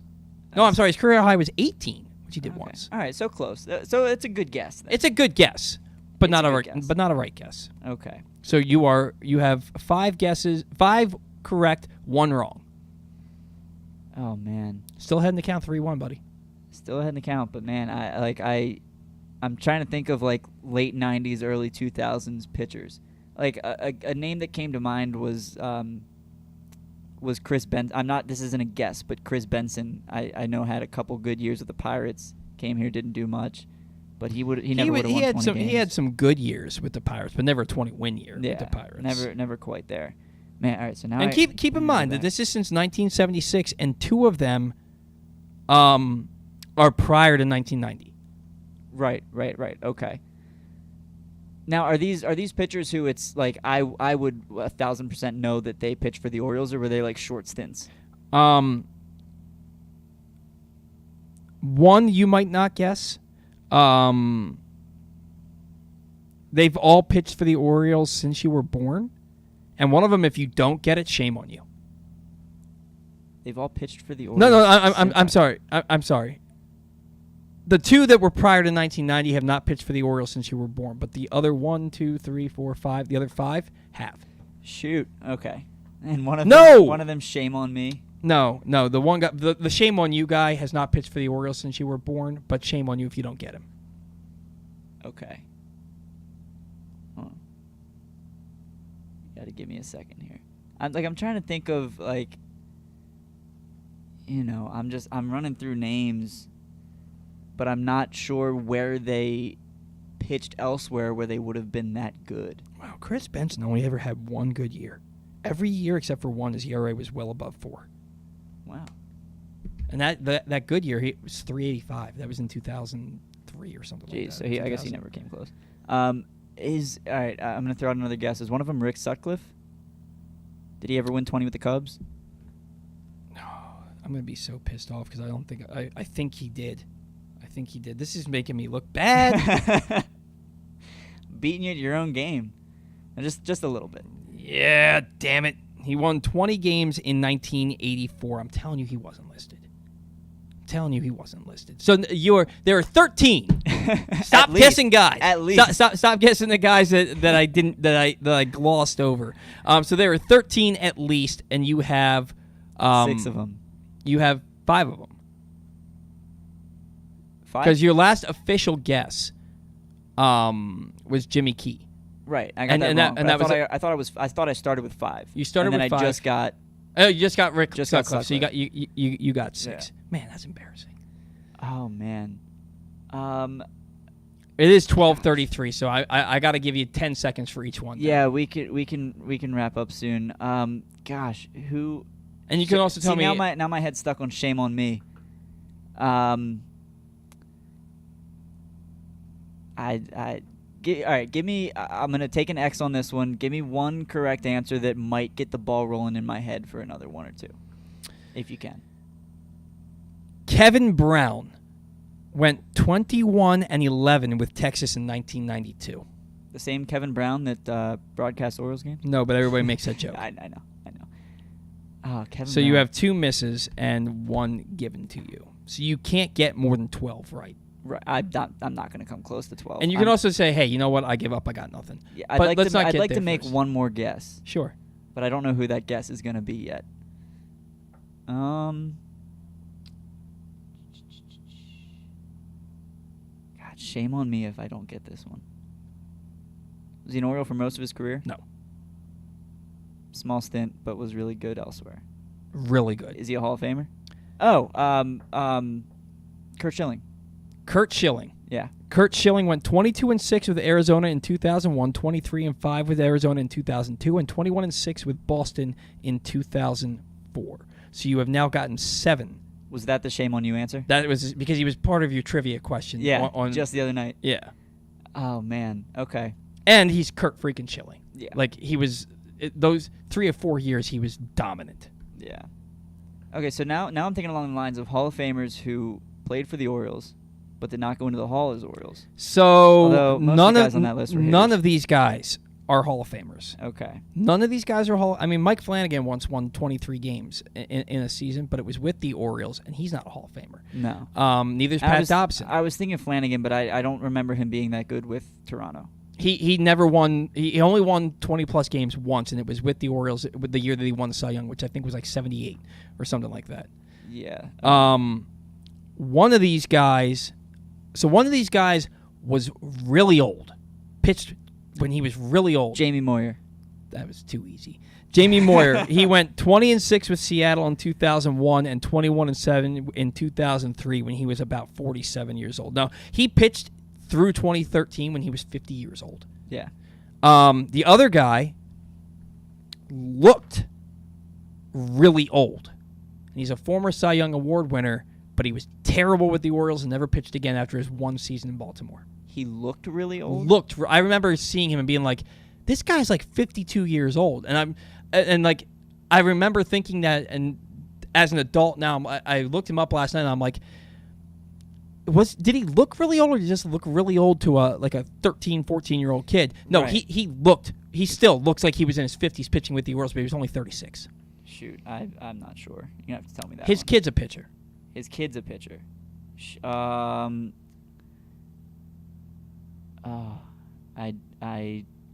Is his kid a good pitcher? I think he was supposed to be. I don't think he's in the league anymore. I don't know. Doug Drabeck. Okay. He went 22-6 with Pittsburgh in 1990 when he won the NL Cy Young. He was really, really good. So he's a guy who was drafted out of high school in the 4th round, decided to go to college, and then got drafted out of college in the 11th round. But then he had 8 straight seasons with a sub-4 ERA, and like 5 of those seasons were sub-3. He was really freaking good. Yeah. And then he started to kind of deteriorate in the mid-90s, and then he came to the Orioles in 1998. Somehow he got 23, 24 starts despite having a 7.23 ERA. Goodness gracious. Yeah, And he never pitched again. I'm familiar with Drabeck. I would not have landed on his name. All right. Not a chance. So how many more are there? There's 3 left. One of these guys does stuff for Press Box. One of these guys had a whole craze about him. And one of these guys he won 20 games once, and it was like all because his offense probably scored like 9 runs a game for him because his ERA was well above 4 when he won 20 games. One guy does stuff for Press Box. Ross Grimsley? Ross Grimsley Really? went 20-11 with Montreal in 1978. Wow. I would not have guessed that. But you did. Well, because if you hadn't said he does stuff for Press Box, I would have not had a clue. Yeah, that was too easy of a hint. But I'm just trying to wrap things up. Yeah, it's almost 20 to 1. I'm out of guesses. You can tell me the last Are you sure? two.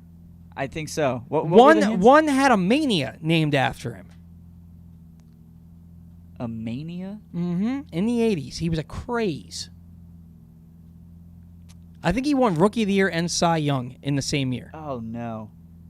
Well, now I know I'm gonna know the name, but it's not coming to me. Fernando Valenzuela. Oh. Fernando Mania. He went 21-11 with the LA Dodgers in 1986. I have his Dodgers jersey. It was a giveaway at the only LA Dodgers game I've been to.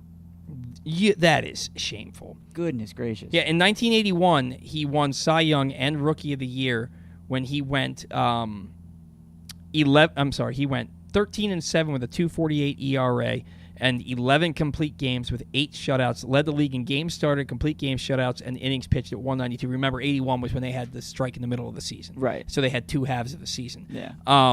Yeah. He was to be honest, I wouldn't have been able to tell you that he ever pitched for the Orioles. Yeah, I didn't know he that. pitched for the Orioles, I believe, in 1993. And I remember Stan talking about it a couple of years ago. He had like a 12-start stretch where his ERA was like sub-3. Finished the year with a 4.49 ERA, but that was the last time that I think that he was like good. Yeah. And then you have one more. This one I wasn't sure if you could get or not. His stint in Baltimore is very forgettable because we were all obsessed with the fact that he won 20 games at one point in his career and not obsessed with the fact that his ERA had never been good. Can you tell me who he won 20 games with? Texas. Oh, I'll tell you, it's not Kevin Millwood. Kenny Rogers? You're thinking of... Oh, I thought you were thinking of Kevin Brown, but Kenny Rogers did pitch for Texas, but it's not Kenny Rogers. When was this, 80s, 90s? He pitched for the Orioles in the early 2000s, and he won 20 games in the late 90s. With Texas. Oh, gosh. I'm drawing a blank. Alfredo Simone. No. Oh my God, if Kenny Rogers won 20 games, I'm gonna be pissed. No, he never won 20 games. He also never pitched for Baltimore. I was gonna say I didn't think you were thinking of Kevin Brown. Probably. You were 100% thinking of Kevin Brown because Yeah. he won 20 games with Texas. Yeah. You give up? Yeah. All right, you have to give up. It's 12-41. Yeah. Rick Helling. I wouldn't have gotten that. Went 20-7 with Texas in 1998, despite having like a 4.21 ERA or 4.41 ERA. Because, I mean, it was Texas when they had Juan Gonzalez and Ruff. It was a year before Palmeiro went back, but they had like Juan Gonzalez and they had Ruben Sierra and Jose Canseco, like they had like these mashers, and all they did was hit home runs. Pitcher wins, man. Yeah, pitcher wins. It's an obscure stat, but 20 wins is still impressive. You have to be a good pitcher for the most part to win 20 games, right? Except that one year when David Price started 8-0 and his ERA was like 5.99. Because Boston's offense was so good. All right, so what did you think of the trivia question? I thought it was pretty good. That was a good question. Yeah. I'm a little disappointed in myself that I didn't get a couple more, but I'm also impressed with myself that I got 2 that you didn't account for. Yeah, they either weren't in there or I did this. I got home from work last night. I had been awake for 18 hours and only had about 3.5 hours of sleep the night before. So I was on fumes when I put this trivia question together. So it's either they weren't in there, which I've noticed on Baseball Almanac. Sometimes they leave guys out. I've noticed this. But there's also a good chance that I was so zombified that I just missed it. Yeah. So my apologies. You did get a couple of guys that I didn't see on there. It's all good. It made me think. All right, and that's always a good thing. Keeping that brain age low. All right, guys, thank you so much for tuning in. Thanks for sticking with us as we ran a little bit longer than we would have liked to today, but never going to cut off Ben McDonald and Geoff Arnold, or Stan for that matter. So special thanks to Ben McDonald and Geoff Arnold for just incredible segments today. Thanks to Stan, as always, for his weekly segment, the founder of this show, and he's gracious enough to come on with us every week. Thank you to all of our listeners for tuning into us and giving us a platform to talk some Orioles baseball with you. Thank you to our sponsors for allowing us to be able to do this show. Thank you to Ryan Blake for filling in last minute for Zack Goodman. Always a pleasure there. I look forward to getting back on the airwaves with you on Give That Fan a Podcast after this family feud is over and I am the champion. Zack and I are the champions. Guys, we got to get out of here. Enjoy Super Wild Card Weekend. Hopefully, we'll be talking about a Ravens victory the next time we talk. Until then, see ya.